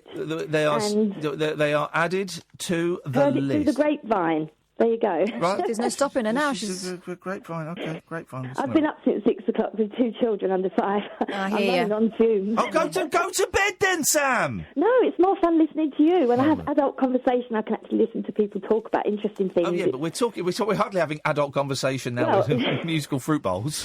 But it's fun. It's light-hearted and it's good. I get it. You're having a bit of Sam time. I am. Sam. Fruit Sam time with Google and everything's good in the hood. Good. Well, thank you very much, Sam. I appreciate your call. Thank you. Let's go to Yaya. Hello, Yaya. Hello. Hello. I just would like to say I'm quite young, as you know, and I'm proud to say I've done my first babysitting today. As I said 2 weeks ago, if you remember, my cousin had a baby girl. Hang on. So what? Who is this? I've done my first job of babysitting today. My cousin had a baby girl 2 weeks ago, and I babysat her tonight, and I feel so proud. Isn't this Ewan? Yes. Why does it say Yaya on my screen? Because that's my real name. Iain is my name, but... Iain. Iain. Oh, okay. Iain's my name, but... Because Yaya is Greek for your Grandma, nan. Yeah. We've got the boys have got Yaya. It's Iain, yeah. So you did your first babysitting. How did it go? Were any ambulances called? No. Success. Ambulances called for me in the past for me, but not to the now. Well, then that was a... Hang on, how old is the baby? 2 weeks yesterday, but she was allowed home 2 weeks today. Wait, but hang on. So what, you babysat a 2-week-old? Yeah. Where did the mum go? She just went to watch her boyfriend play pool in a pool tournament. Wow. That's now... Imagine that being your first night out. Now, but also at 2 weeks. That's... I'm not going to judge anyone, but that's... my wife didn't leave the kids for a year. That's bold. I'm sure... But the man's quite young herself, yes. So... Okay. Listen, good for her. Because she felt up for going out 2 weeks and seeing the boy playing pool, then good for her, and well done you. I think we wouldn't like it if she left it with anyone else, but we're quite close, me and my cousin. We're like... You wouldn't think we're cousins, because we've had people, funny enough, in the past when we've gone to Cardiff... Yes. Shopping, they've asked us if we're boyfriend and girlfriends because we're that close. We're always... When we was younger, we always used to be together, or have sleepovers, or go on days out.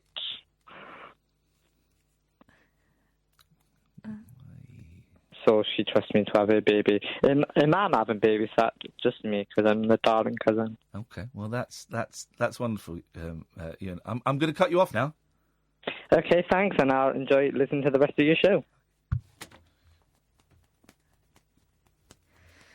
Cousins.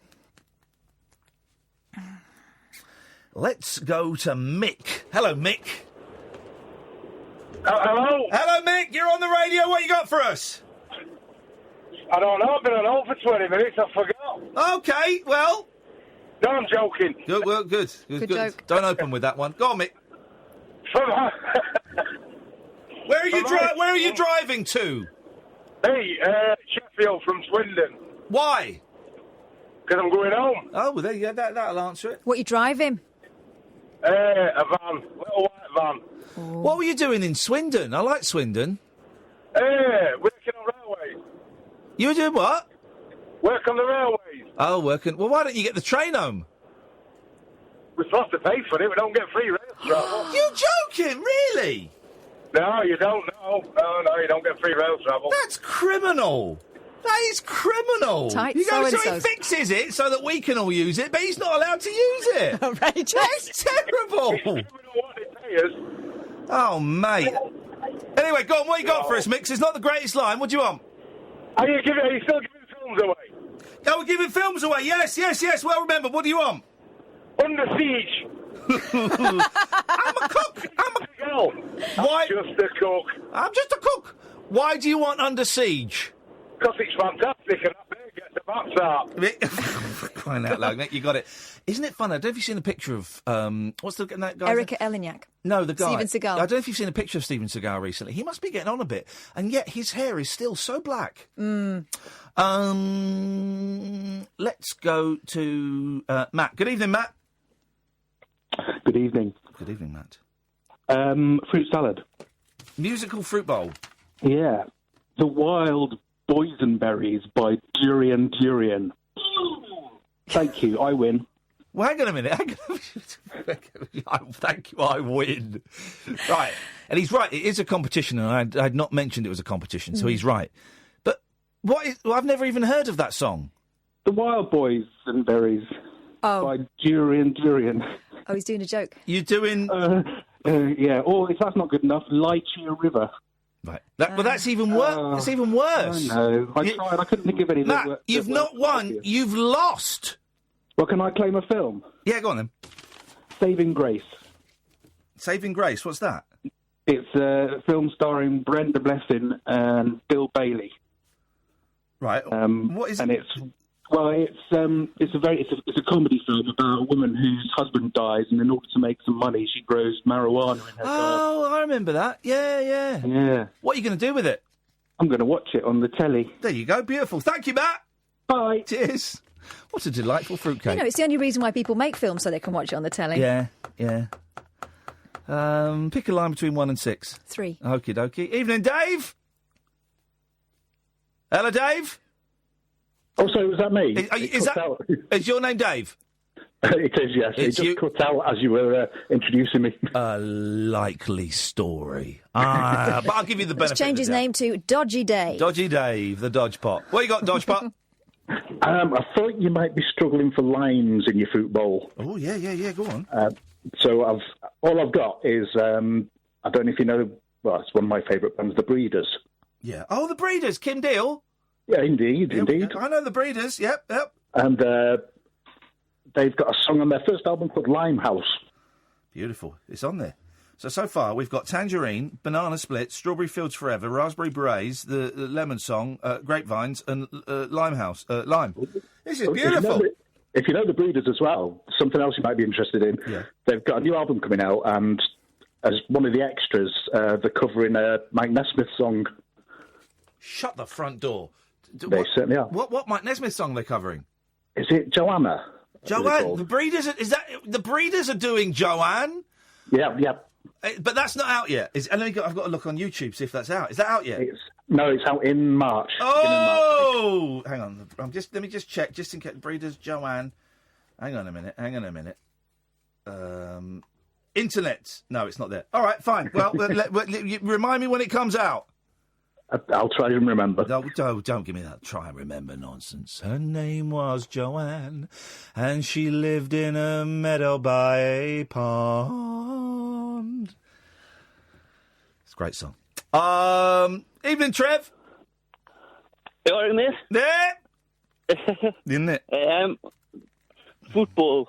Yes. The musical Fruit Bowl, yes. Yep, Cherry Cherry by Neil Diamond. Mate. This we're known Listen, you lot. I'll decide who the winner is, and to be honest, it's probably going to be me. I think you guys are getting competition rules all wrong. You don't just ring up and say, I've won. Cherry, yeah, you've got it. The Cherry Cherries are in the Fruit Bowl, Trev. All right, cheers. Thank you, mate. Now, that is a call. That is a quality call. He breezed in there with confidence. He claimed his prize. He was knocked back. Kyle, David Babcock, Amanda and Dave, stay there. We'll come to you after the news, because we're going to go to the news now, and we're going to have a lovely cup of English breakfast too. I'm hungry. I'm hungry, actually, yeah. I'm really hungry, me. Another hour of this nonsense. It's been a fun one tonight, isn't it? Last night was a little bit. Well, it's rubbish. Tonight's been top notch. We're still giving away movies. We'll go through the movies that have gone. You've got weird taste, you lot. I mean, really weird taste. We're creating a musical fruit bowl. And you talk about anything you want. You know the score. 03. Just not what records have you got in front of you right now? Because it's a weird one, even by my standards. 0344 499 1000 is the telephone number. My name is Iain Lee. Her name is Catherine Boyle. This is the Late Night Alternative, only here on Talk Radio. The Late Night Alternative with Iain Lee on Talk Radio. We have ways of making you talk.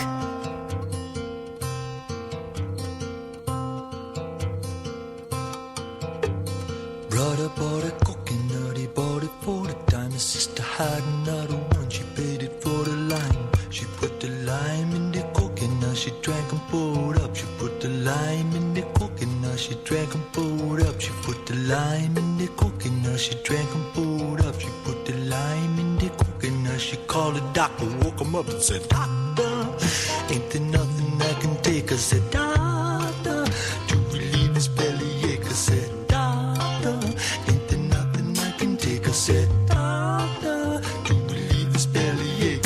Now let me get this straight. Put the lime in the coconut, you drank and poured up. Put the lime in the coconut, you drank and poured up. Put the lime in the coconut, you drank and poured up. Put the lime in the coconut, you called your doctor, woke him up, said, Doctor, ain't there nothing I can take? I said, Doctor, to relieve his bellyache. I said, ain't there nothing I can take? I said, Doctor, to relieve his bellyache. You put the lime in the coconut, you drink them both together. Put the lime in the coconut and you feel better. Put the lime in the coconut, drink them both up. Put the lime in the coconut and call me in the morning.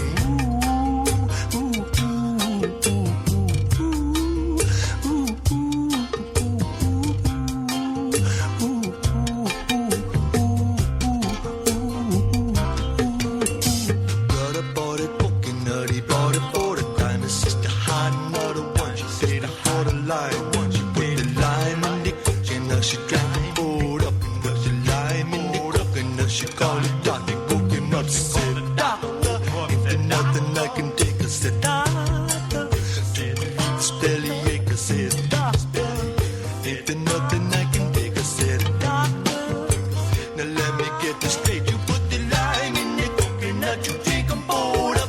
Put the lime in the coconut, you drink and poured up. Put a lime in the coconut, you drink and poured up. You're such a silly woman. Put a lime in the coconut and drink them both together. Put the lime in the coconut, then you feel better. Put the lime in the coconut, drink them both down. Put the lime in the coconut and call me in the morning. Woo, ain't there nothing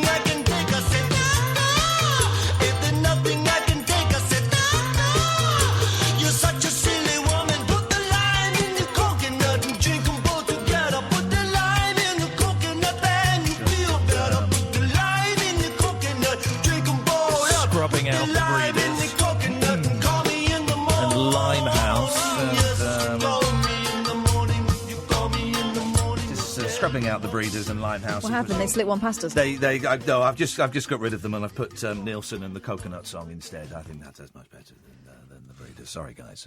Them's my rules. Flash! No! I made myself laugh. Am I being silly? It's funny. Let us go to David Babcock. Good evening, David. Hello. Hello, David. Hiya. Mr. Romance. Sorry, what's wrong? I just felt the vibe just drain. Well, because he's getting married. What? He's getting married. Well, Babcock? No, I'm not. To No, I'm not, Michelle no. Dewberry. Did you not see No. it? No. Oh, he's getting married to Michelle. He phoned up. Michelle Dewberry was on Jamie's show. Right. And he phoned up and proposed to her. He called her Melania. What did you call her? Well, I didn't know her name.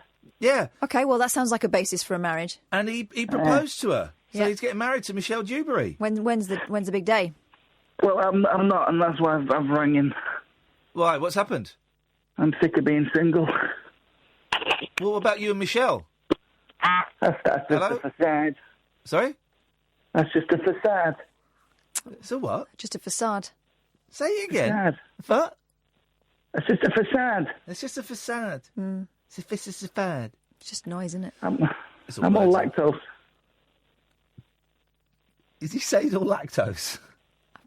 Does that mean... I'm all lactose. Does that mean a build-up of milk? Emotions. You need one Don't you mean lacrimose? Yeah, that's the one. You need one of those straw suckers. Right, now I don't understand you, and I don't understand him. The straw suckers, the things you put in the milk and you suck it through and it makes a milkshake in your mouth. All right. Or you can just get some crusher in your mouth and then just drink from the pint of milk and... Shake it in your mouth. Shake it. Do you ever do that sometimes? Like sometimes... No. No, right, this is true, right, David, you'll know what I mean. Sometimes I can't be bothered to make a cheese sandwich. So what I'll do is I'll just get a slice of bread and a hunk of cheese and I'll bite the bread... and I'll bite the cheese. God. Do you do this, Sam? Yeah, Sam does it. And so the cheese, because it's so the cheese sandwich is made in my mouth. Animals. Do you do it, David? No, but I don't think you're a man unless you've had the mouth bowl of cereal. Yeah, well, you put the cereal in your mouth and you drink some milk. Yeah. Of course you do. Because it's sometimes making meals like that. He does it with marmalade and toast, that young lad out there, Sam. Sometimes making meals, it's such a faff. So why not use... I have my own portable kitchen. It's called my mouth, right?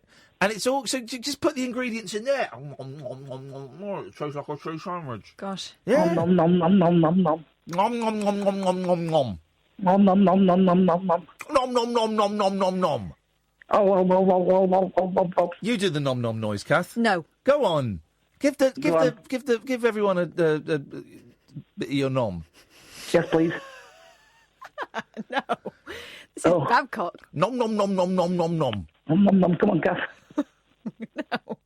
Nom nom nom nom nom nom nom. Hang on a minute. Nom nom nom. Kyle, give us a bit of your nom. Nom nom nom nom nom. There we go. Go on, Kath. No, all right. Cleo, give us a bit of your nom, mate. Cleo. Nom nom nom nom nom nom nom. There we go. Thank you. Dave, give us some of your nom. Nom nom nom nom nom nom nom. Okay. Amanda, would you mind giving us some of your nom? Nom nom nom nom nom nom nom. There you go. Ooh. Nom nom nom nom nom nom nom. All right, go on, I'll do it. Done. Nom nom nom nom nom nom nom. Oh. The Late Night Alternative, weeknights from 10 on Talk Radio. There's a video clip. Go on. That started at 8 minutes past 12. I was watching. That was gold. That's going to go viral, that is, David. That's going to get us... We're up to nearly 50,000 views, 45,000 views of Joel Dommett reading his dirty teenage diaries. But everyone going nom, nom, nom, nom, nom, nom, nom, nom, nom, that's going to cross the 100,000 mark. Easy. When did nom become a thing? Have you always said nom? Yeah, of course I have. It means I'm enjoying food. Also, it does also mean... it means that as well. It means polishing one off. Wow! Yeah, it does. Does it? Yes, it does. I think that's the one David was doing. Can I go viral? Well, put some cream on it and don't pick it. Thank you very much indeed. Disgusting. That'll go. Well, that'll be up tomorrow, David. You watch the internet. You're going to be trending. No. What's the counter? You ready? I'm about to start. What? Right. Hey, ladies, I am David Babcock. I'm a paranormal investigator. Stop. We need the What? right music for this. Oh, yeah. Let me get some... Because ladies like music. Yeah, hang on a second. Really? Yeah. Also, it'll Do- cover do- up a little bit of your speech. Uh, Give you a hang on a chance. minute. All right, I know the music we need. Hang on a minute.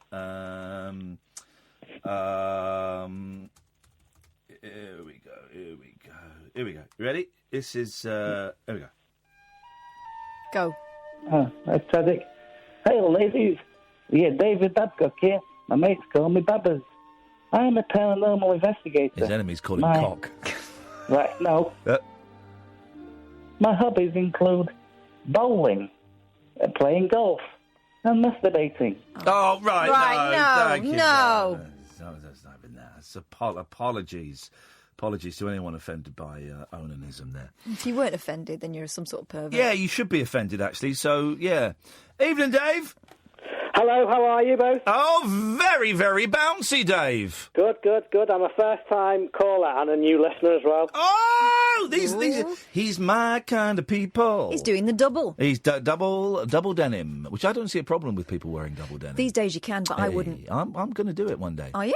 Like a denim cowboy. You look like you've just been inside. Well, in many ways I have. Inside what? That's a question for you to answer at home. Dave, it's great to have you on board. What have you got for us this evening? I would like a film, and I've also got a song for you to go in the fruit bowl. Okie dokie. Well, what film would you like? Can I have Uncle Buck, please? Oh, a classic. Oh, mate. That is a John Candy. John Candy. Wouldn't it be brilliant, right, if we could say, oh, and you've just reminded me, Dave, John Candy's on the show next Tuesday. Wouldn't that be brilliant? Wonderful. Well, if you manage to resurrect him from the dead, it would be brilliant. I'll tell you what we're going to do. Next week, right, we're going to have a dead celebrity on each show. So we can't because they're dead. But next Tuesday, we've actually got John Candy on the show. I don't know who's coming on Monday. We'll find out tomorrow. But next Tuesday, John Candy's on the show. And we'll treat it as though we've got them. Obviously we won't, and we won't have anyone impersonating them, but we will say next Tuesday, and do get this will go viral. They might ring up. Yeah, you never know. John Candy is going to be on this show. Exclusive interview with the late John Candy on this show next Tuesday. I like the bit in Uncle Buck where he went and defended his niece's honour. Oh, and that when he flips the woman the quarter and he tells her to get a rat and all that thing off her face. Yeah. I'm going to be honest, I don't think I've ever seen it. Oh, I loved it. Yeah, no, I would like it. I've seen a bit of him he's got a hat with the ears that flop down, hasn't he? Or is Yeah. that Right, yeah, well, I've seen And that there are picture. bits where he's kind of obnoxious, but Yeah, it's yeah. John Candy. He's great. He is, I tell you what, he is great in... Is it the first Home Alone movie that he's in? The Polka Man. Oh, he's good in that. He's fun. I tell you what's a good film. A Netflix movie, the Jack Black film, The Polka King. All right. Oh, it's great, right? It's because it's based on a true story, right? And it's about this Polish poker king who basically he sets up like a Ponzi scheme where people would invest in him, and he got hundreds of millions of dollars. And I quite like Jack Black, and I was watching it thinking, oh, this is quite a good film, but it's it's obviously they've based on a true story very loosely. And then I googled the bloke. No, it was spot on. Everything, and then at the end they showed a clip of the actual. Oh, it's brilliant, really good. Some of that. Yeah, the Polka King, and it's a solid movie, but when you realise everything that's happening in it actually happened, you go, oh, flipping it. It's a good film. I enjoyed that. And when it says a Netflix original, you think, oh, dearie me. But all right, you've got Uncle Buck, Dave. What are you going to bring to the musical fruit bowl? I'm going to bring Blueberry Hill by Fats Domino. Oh, of course you are. Solid. You've come out swinging, Dave. Blueberry Hill. Well, first time caller and all, I have to make an impression. He's not playing games. And of course, Fats Domino, you can't have it now, but tomorrow we will be doing a musical compendium of games, and Fats Domino will certainly be in there. I look forward to listening Thank to you very much indeed. There we go. 03... Did we have a break? Did we do a break? We didn't. Did we do it? Give me an answer, boy, for crying out loud! We didn't do it. I don't care if we did it or not. We're going to do it. We're going to do it now. The late-night lip service for lovers, loners and lounge lizards. Where exactly is your accent from? The Late Night Alternative with Iain Lee. I've forgotten your name already, excuse me. On Talk Radio.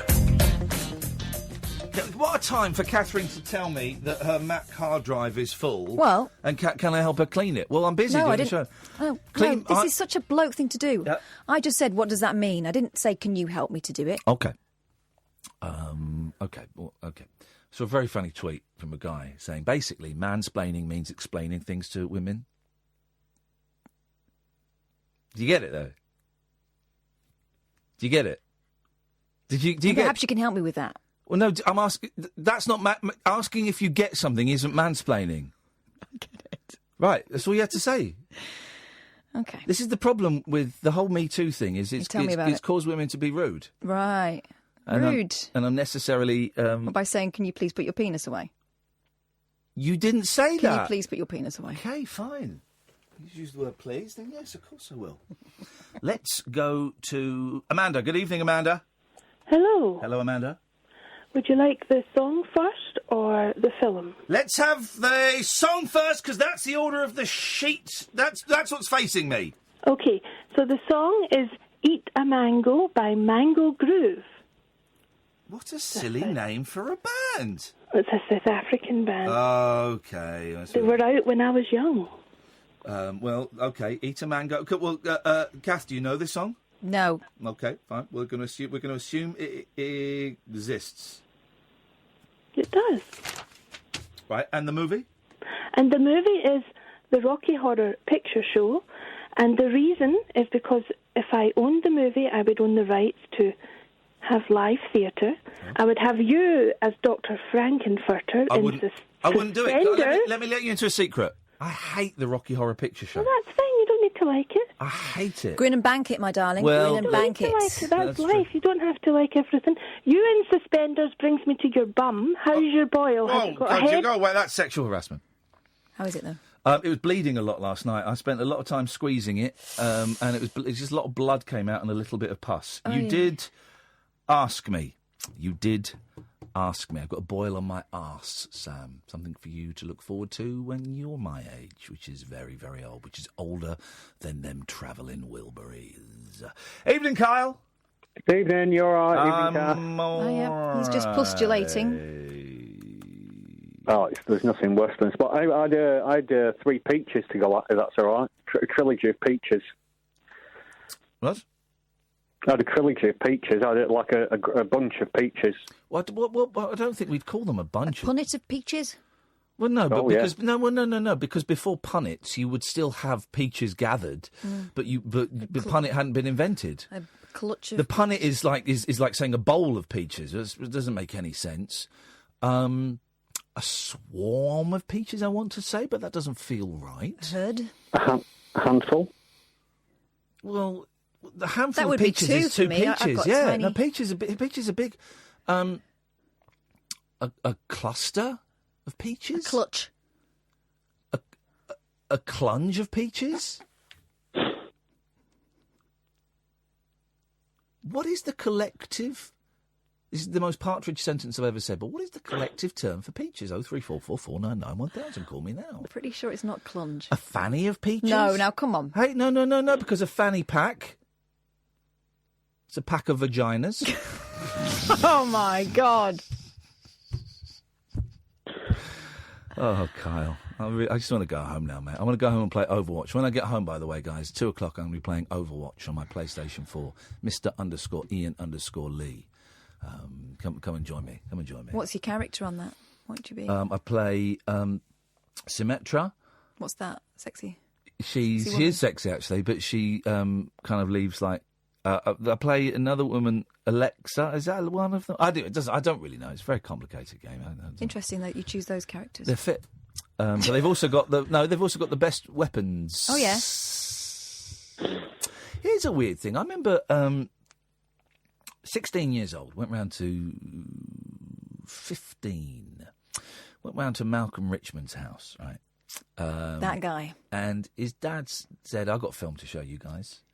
And he put on a movie, you might know this film, Kyle, called Deadly Weapons. Do you know the film? I've never come across it. Stars a lady called Chesty Morgan. Oh. Right. And the plot of Deadly Weapons is... They're her boobs. You have a look at them, though. Flipping heck. Well, And she suffocates men in her boobies. the inappropriateness is not limited to your experience of Chesty Morgan. Yeah. Because my mum and dad used to refer to us as Chesty Morgan if we had a cough. Well, you Google Chesty Morgan and you see exactly what your mum and dad were talking about. You're in for a surprise. NSFW. Isn't it? NSFW. Good grief, I bet her back ached. Do I need to go and look at this now? No. Deadly weapons. Gosh. Was there Deadly Weapons 2? And they were real, right? Yeah. That was before.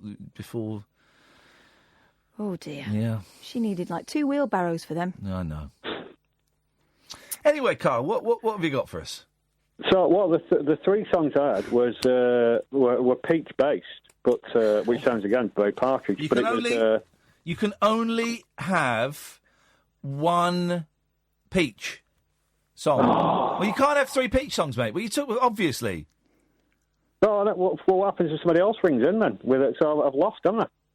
What with a peach? No, one. Right? No. What's this problem? I'm going to give him a thick ear in a minute. We can only have 1 peach song. Well, all right. Prince and Peach. Sorry? Prince, Peach. But he's missing words out of this sentence. Prince, Peach. Right, what is it? Who is the singer? Who is the song? Prince Speech. Prince Speech. The Prince's Speech. Prince, that's You mean the one the where King's Speech? All right, King's Carl, thank you. Speech. The King's Speech. All right, we'll put that down. So Kyle wants the movie The King's Speech. I thought you were talking about songs. All right, so Kyle wants The King's Speech. Boring film? No. Boring film made by my school bully. That's a true story. Oh. Cleo. Hello, dude. Yes? I would like a song which also appears in the film. Yeah. And I love Well, the hang on film. a minute. What's that got to do with anything? We don't care. What's the song? It's fruit. No, but what? So it appears. I don't care if it appears in a film. Oh, okay, but it's also going to be my choice for me film, you see. Oh, you want the film? Okay, right. Yeah. Okay, he's tying the two together. Yeah. I wish I could tie these two together. Push me off a tall bridge. Yes. It's the banana song, Day-O. The Banana Boat song. The Banana Boat song, yes, with Okay. Harry Belafonte. Yeah, and what's the film? And Beetlejuice. But with the proviso that I can destroy the TV version because it cuts all the swearing out. Okay, absolutely fine. Except I can't let you have either of those things. Oh dear. And why is that? Okay. What was the second one? That was the second fruit we added to the musical fruit bowl. Oh, you slipped it out, didn't you? You slipped banana splits out, didn't you? Didn't slip it out, mate. I said it. Banana splits. And what did I just say to Kyle about King's speeches? You could only have 1 King's speech in the fruit bowl. You can only have 1 bunch of bananas, and it's the banana splits. You can't have the Banana Boat song, and because of that, I can't let you have the film. And because of that, I'm going to destroy all versions of Beetlejuice that aren't the pre-Watershed TV version, mate. So you've really stitched yourself like an absolute kipper, buddy. Thanks for calling, Cleo. Them's the rules. Good evening, Paul. Hello, mate. How are you? I'm all right, thank you. I'm starting to flag a little bit, but I'm okay. Yeah, great. 34 minutes, not long. Sorry? 34 minutes. What, until I die? What does he know? What? Is that a threat? I feel threatened. Not a threat. I feel threatened, so it must be a threat. Well, that's what you say. Okay. I want to know if we can replace the Lemon song with another one. It's a bold move. Okay, go on. Let's the Lemon song by Led Zeppelin I thought was a weak choice. So, on Bat Out of Hell 2, yeah, there is a song called Life is a Lemon and I Want My Money Back. That's a much stronger title. That's a silly title. That's a really, really, really silly title. And also, Bat Out of Hell 2 is an absolutely awful, awful album. So, Paul, and I know you're calling from a foreign country. He's overseas, and I respect your call, but very poor. You don't respect the call, do you? I don't respect Not the call. really. I don't respect this call, Paul. No. Thank you for being honest. That's all I want. Thanks for calling. I just don't respect that call. Or that guy, actually. Let's put a warning by his name. Let's never let him on again, because that was... outrageous, really. That was... piss poor. 0344 499 1000. Well, for the first time this evening, we are free of calls. Let's go through what we've given away. In terms of the musical Fruit Bowl, Tangerine by Led Zeppelin, The Banana Splits, Strawberry Fields Forever by Candy Flip, Raspberry Beret by Prince, The Lemon Song by Led Zeppelin, Heard It Through the Grapevine by Marvin Gaye, Cherry Cherry, Neil Diamond, The Coconut Song, because it mentions limes in it, Harry Nilsson, Blueberry Hill Fats Domino, Eat a Mango by Mango Groove. Movies that have been given away. Caddick's got Grease 2, Simon's got Grease, Jonathan's got V for Vendetta and American Made. Jenny's got Down Periscope starring Kelsey Grammer. Mick has got Under Siege, Matt has got Saving Grace, Dave has got Uncle Buck, Amanda has got The Rocky Horror Show, and Kyle has got The King's Speech. Everything else is up for grabs. A lot of movies. Let me go think of some movies. Star Wars, Jaws... Muppets. The Muppets movie. Any of them. All those movies are out there. You want them, you go and get them, guys. Help yourself. Go nuts. 0344 499 1000 is the telephone number if you want to give us a call. There's a story in the Daily Star. Knowles at war. Which two Knowles am I talking about? I know exactly which two. Gallagher and Edmonds. And Bell Edmonds. Noel Gallagher had a restaurant spat with Noel Edmonds. The TV presenter tried to make friends over a meal. Oh. The former Oasis star was enjoying a restaurant lunch with his wife Sarah McDonald when she noticed former Deal or No Deal host Noel eating at the next table. Edmonds then decided to introduce himself. Oh dear. Gallagher was less than impressed when the telly star claimed he was the butt of jokes about them being namesakes. Oh. Gallagher said, I went for lunch last week. And in the seat next to me was Noel Edmonds. I've never met him, and my missus was going, no way, that's Noel Edmonds. And he said to me, it's great to finally meet you after all these years because of all the jokes and that. Oh, dear. The singer explained how the exchange then turned frosty. He said, I went, what jokes? What are you talking about? And he goes, because we're both called Noel. And I went, what jokes are you talking about? Are people taking the mickey out of me to you? That's a great sentence. Are people taking the mickey out of me to you? And then he went, well, you know. And then there was an awkward silence, and I was like, whatever, enjoy your sea bass. Gallagher added, what jokes? It wasn't me dressed as Mr. Blobby all those years. It wasn't the other Noel either. I don't know what he was on about. That's a weird... Tense exchange. A weird exchange. They are... I think their music is risible, but they are quite witty, the two Gallagher brothers. They're quite sharp. And terrible songsmiths. 0344 499 1000. Oh, look, the phones are hotting up. Let's take a quick break. This is Talk Radio. After hours amusement for anarchists, air hostesses, and jet-lagged Antipodeans. G'day, coppers. Can I crash on your floor? The Late Night Alternative with Iain Lee on Talk Radio. We just discovered that Chesty Morgan is still alive. I think you may have heard the question that Kath said, what would you ask her? And I think you may have just heard the tail end of... The thing is, yeah, I don't know how I feel about it. What? She's a joke because she's got big jugs, right? Yeah. She's a joke because she's got big jugs. No, she's an actress. Well... She's an actor in a movie. Really? Yeah. No. You've not seen it. I was forced to watch it. It feels a bit like a freak show. Let's go to Grant. Evening, Grant. Good evening. Good evening, Grant. Hi, guys. I had a few things to talk about. There was sort of abuse or Marquis Smith, but I'm going for the fruit bowl. Okay. It's pen, pineapple, apple pen. Can you look that up on YouTube? Because I can't play that out.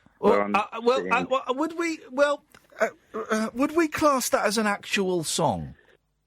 My son absolutely loves it. Oh, man, it's the weirdest thing. He was in a film. What film was I watching? It's got 147 million views on YouTube. I was watching a film recently. Oh, I think he's in the Emoji Movie, that guy. Yes, I think he is. The Pen Pineapple guy. He's in the Emoji Movie. I love it. I love all that cheesy stuff. It is an amazing song. It is an amazing. Yeah, we'll put the Pen Pineapple. Should we play it for those who don't know it? I mean, come on. We've played it a few times. Hang on a minute. Pen. Oh, have you? All right. Yeah, well, I'm sorry. Don't be disappointed that we've already discovered it. I know you thought you were bringing it to our attention. No, it's just that my son would love the fact that I'm talking about it now on the radio. Hang on, there we go. Let's just skip these adverts. Hang on a minute. I've got to wait for flipping adverts. Oh, dear God. Right, while we were waiting for the advert, was there anything else? Well, Marky Smith. Let's talk about that. Yeah, go on. He's my hero. Why? Absolute. Well, just a maverick, one-off. He just mixed it up a bit like you, actually, really. In that it just sort of, if he felt it wasn't going right, it'd just go right. Turn all the knobs down, or up, or whatever, and or turn everything. Turn me off right now. Oh, I like mix that. It up. I like that. Good night. Is it true he did a concert from... He left the stage and went and sat in the dressing room and did it from in there? He's gone. Oh, he's done a Marky Smith. He's put the phone down. He's okay. Right, oh. Fine. Right, fine. So here we go. This is... everyone's heard this. We're not the only people. There we go.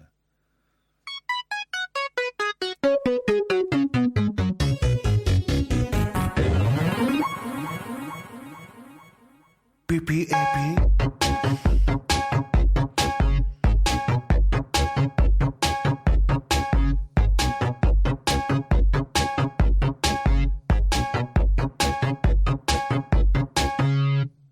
I have a pen, I have an apple, apple pen. I have a pen, I have pineapple, pineapple pen. Etc., etc., etc. You get the idea. I think you've got the vibe there. Good evening, John. Hello. Hello, John. You all right? Yeah, good, thanks, mate. What you got? Yeah, I just want to replace, if I can, replace 2 fruits in the bowl. Ooh, this is good. This is very bold fighting talk. But you know what, young man? I like your style. What would you like to replace? The lemons and limes.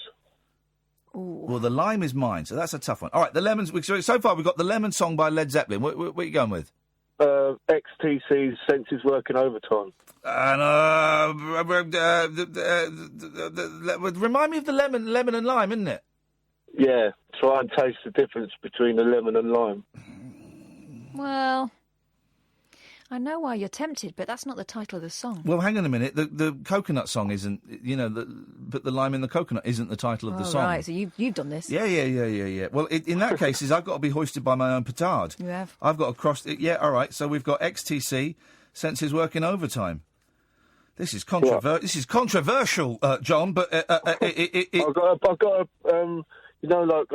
subjects from other weeks gone by. Yeah, you do it. You did one. Yeah. You did one.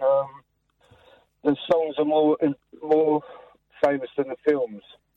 What did I say? Songs more famous than the films? I don't remember it, but it is actually a great topic. If we did do it, I'm in. Yeah, so View to a Kill. No, View to a Kill is it's a famous film. No, I mean the thing was the song was more famous than the film. I don't think it was. I would say they are both. No. I would say they were equally famous.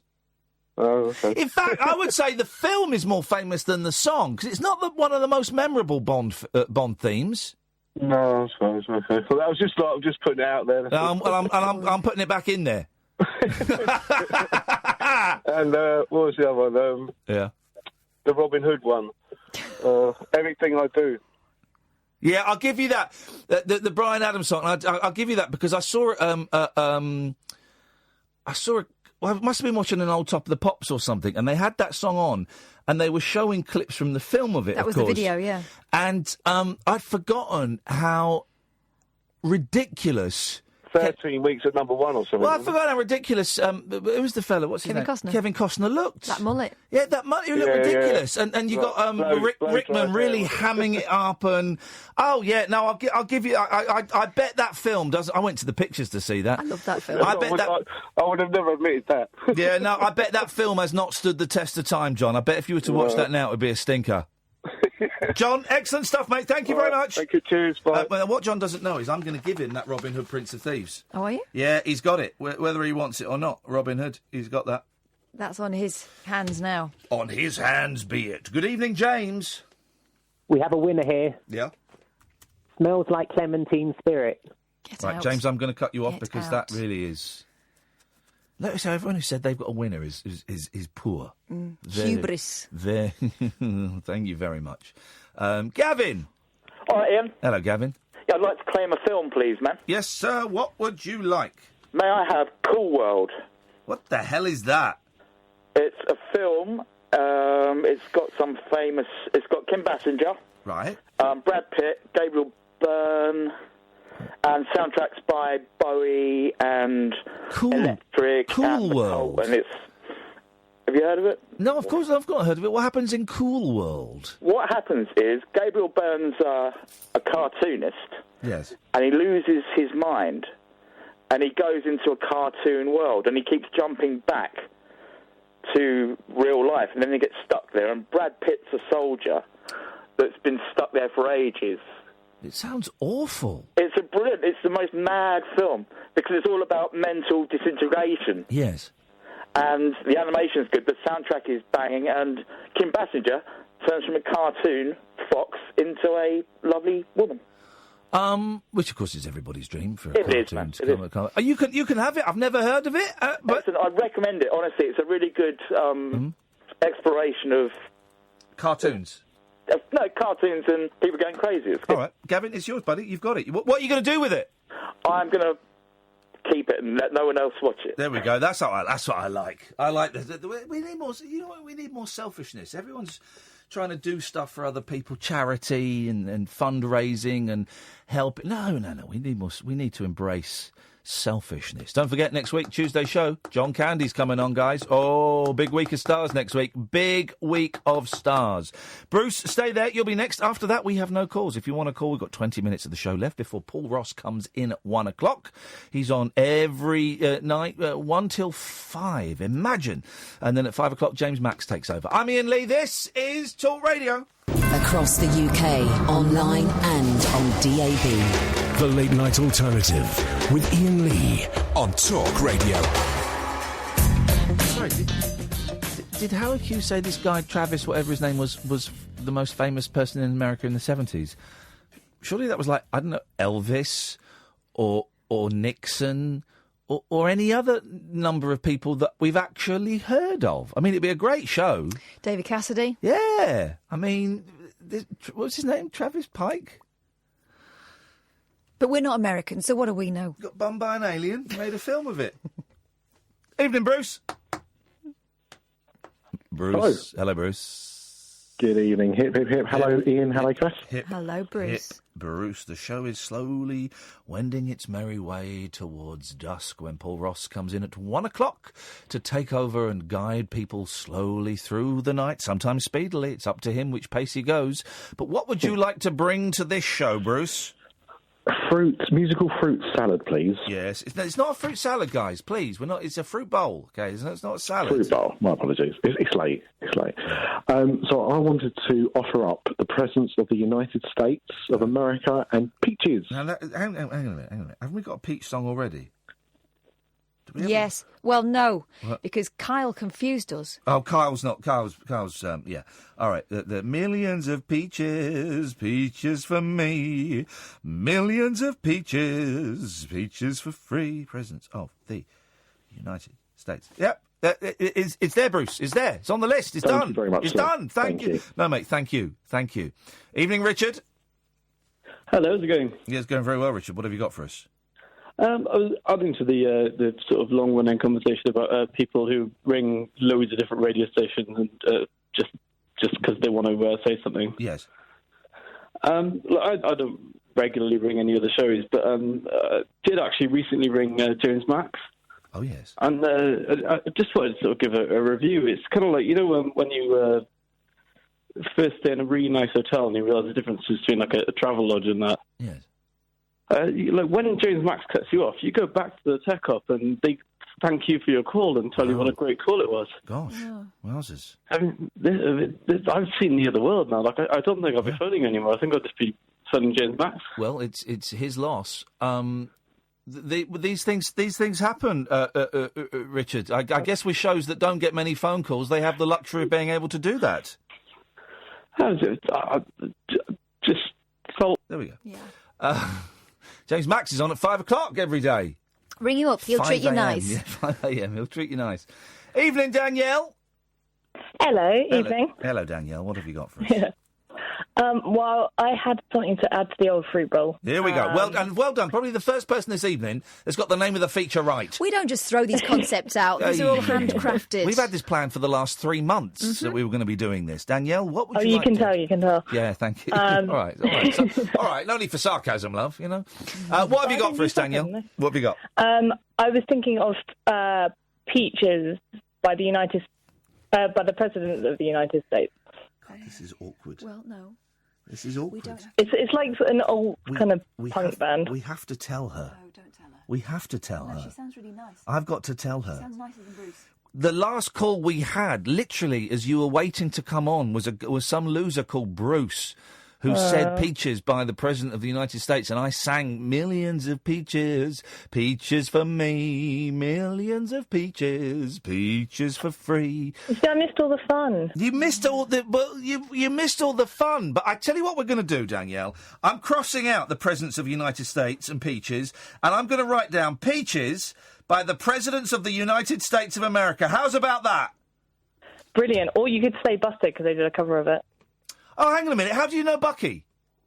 Busted, she said. No, did you say Bucky? I thought you said Bucky. Because my friend Simon's in the band called Bucky, and he knows he's friends with the guys from the Presidents of the United States of America. Oh, I mean, that was all totally planned. This is all meant. If we were tripping, you know Simon, don't you? You know Simon. Simon. Yeah, everyone knows Simon. Simon from Everyone Bucky. knows Simon. Well, Danielle, it's on the list, and Bruce's suggestion has been wiped off. Brilliant. Made my night. Thanks very much. Let's go to Spencer. Hello, Spencer. Oh, hello, Ian. Yes. How you doing, man? I'm all right, fella. What you got? Yeah, your Fruit Bowl tunes. Fruit Bowl tunes, yes. That's the name of the feature. Welcome to Fruit Bowl tunes, yes. Excellent. Frank Zappa, watermelons in Easter hay. Oh, I thought you were going to say peaches and regalia. No, I didn't want to go down the Peaches Road. He's not stupid. What are you thinking? He's not stupid. Too many peaches the last few calls. If he's, I don't know that Zappa one. What's that on? That's off Joe's Garage. It's on part 2. It's a guitar solo. It's incredible. I'm not a fan of his. I like his. I haven't got any Zappa on here, which is a shame because I used to have loads of CDs of Zappa. I'm not a fan of his guitar noodlings. I prefer his pithy, sometimes quite vulgar, but his acerbic wit in the songs. Yeah, but the thing without doubt that he is underestimated as an incredible guitarist. Oh, he's an amazing guitarist, and he's a genius and a legend and wonderful. And you just reminded me. Next week we got John Candy on Tuesday. Yeah, we got. Who's on Monday? Frank Zappa's coming on the show, ladies and gentlemen, on Monday. Next week, it's a show of legends. On Monday, we've got him in the studio, Frank Zappa. John Candy's on the phone, I'm afraid, but it's a week of legends, Spencer. Wouldn't that be great? Wouldn't that be great if we could say Frank Zappa, he's going to be to the night after his gig at the Royal Festival Hall, Frank Zappa is coming into the studio, and I have been told he might be bringing a guitar. Wouldn't that be? Jimmy Carl Black be with him? Oh, mate, we got our fingers crossed. We've got our fingers crossed. Wouldn't that be something, huh? Oh, man, that would. Ah, dear. Never mind. All right, Spencer, it's on there. Thank you, mate. Nice one, fella. Good talking to you. Thanks a lot, fella. Cheers. It was good. Well, next Monday, we've got Frank Zappa on the show. Tuesday, it's John Candy. It's a week of legends on the show. We don't know who's coming on. We've got an idea who might be coming on Wednesday, but we're just waiting to hear back. I'm trying really hard for Judy Garland, but she's a little bit. I'm not sure. Good evening, Dave. Evening, Ian. Evening, Dave. What have you got for us tonight? All right, mate. What I was thinking was, I don't just once. I do actually need the titles to a film, mate. Yes. Yes, it's called The Vampire. I bought a vampire motorcycle. It's called, and it was I was tortured with it. Tortured. I want to have the rights to it so I can destroy it, so it never has to be seen again, please. Who tortured you with this movie, The Vampire? I was a teenager. What was it? My uncle bought it and he was there going, oh, it's brilliant. And I was made to sit through it. And you know, when you don't often see those certain relatives, and when you do, I didn't really want to be stuck there for an hour and a half watching about a bike that comes alive and goes and attacks people when he's in the house. Oh, he didn't know. He didn't know how to communicate with you, did he? Well, I don't know what he was, but personally, when you watch that sort of film, I don't need to communicate anyway. Okay, and fine. also, yes, it is a bit of a twist on your fruit bowl as well. Yes. To be honest, I can't really get of a song tune, but you could always go for, because nobody seems to mention them these days, Tangerine Dream, because no one's mentioned Tangerine yet. I know it's not a song, but Tangerine was the first one we had by Led Zeppelin. No, it was Lemon, wasn't it, by Led Zeppelin? No. Well, I've got it written down in front of me. The first one was Tangerine, and then 1, 2, 3. Number 4 was the Lemon song by Led Zeppelin, which is now gone. Oh, okay, then I was being override. Oh, well, I'm sorry about that anyway, but nice to speak to you again. Dave, it was nice to speak to you. Now, is your voice always like that, or are you? Is it on its way out or on its way back? It's on its way out, mate. What's been going on? Is it a bug? You've been shouting a lot? What's happening? No, it's my larynx. What's going on with your larynx? It's buggered. Flipping heck. Oh, mate, I'm sorry to hear that. Have we spoken before? Yes. Yeah, you've told me about this. Shop. Yeah. You told me. Yeah. Oh, well, I'm sorry about your larynx, mate. Well, let's see. That's all right, mate. I'll tell you what we'll do. We'll see if we can find one on eBay and get it sent over to you ASAP. How's about that? Play on that PayPal thing. Nice one, Dave. We'll send it over. Thanks for your call, fella. Take care. Ta-ta. I remember him. Evening, Darren. How you doing, Ian? You okay? I'm sweaty because the air conditioning in this studio don't work, so I'm sweaty. But apart from that, I'm sweaty. I'm hungry. I'm tired. I've got a busy weekend and a busy week coming up, and so I'm all right, Darren. You didn't really want to know. I'm all right. You're a busy man nowadays. Busy man these days. Yes, I'm cashing those cheques while they're being sent to me. Absolutely. I just wondered if I could add something to the fruit bowl and also possibly claim a film. Oh, mate, listen. Of course you can. You'd be very. This is what we like. Manners. Politeness. No one else. Everyone else has been. I want this. I want that. You do this. Boom! Do I've that. won. Yeah. But I've won. No, this is what a polite young man, Darren. I hope you're happy in life, and I hope you're. Yeah, come in, Paul. Of course you can. Paul Ross is going to come in, so he'll I bet whatever film you say. Darren's going to claim a film, Paul. Sit down, mate. Whatever film you say, Paul Ross is going to have a fact about this film. Oh, gold. Here we go. On the spot. Right, go on, Darren. What film do you want to claim? The Arnold Schwarzenegger classic, The Running Man. Oh, that is a great film, based on a short story by Stephen King, writing under the name Richard Bachman. A great film, man. See? I knew it. I'll be back, only in a rerun. It's a great catchphrase for that. A great movie. You're right, that's one of the forgotten Schwarzenegger classics, up there with Commander, which I love as well. Yeah, one of the early ones. Didn't he wear like a sort of shiny leotard? Well, they're on a game show, aren't they? And they're racing. They're racing against other gladiators, aren't they? It's a brilliant film. What a great call. Darren, it's yours, mate. You got The Running Man. And can I also add something to the fruit bowl, please? Yeah, we're doing a musical fruit bowl, Paul, of course. What else will we be doing? It's a terrible song. Yes. Mark Owen, Clementine. Oh, flipping heck. I've got a cracker, though, for you. Originally, I think my night was called Shuggy, a funk star. Remember the Brothers Johnson, Strawberry Letter number 23? Hello, my love. Beautiful soul song. Oh, yes. Put strawberries in the bowl.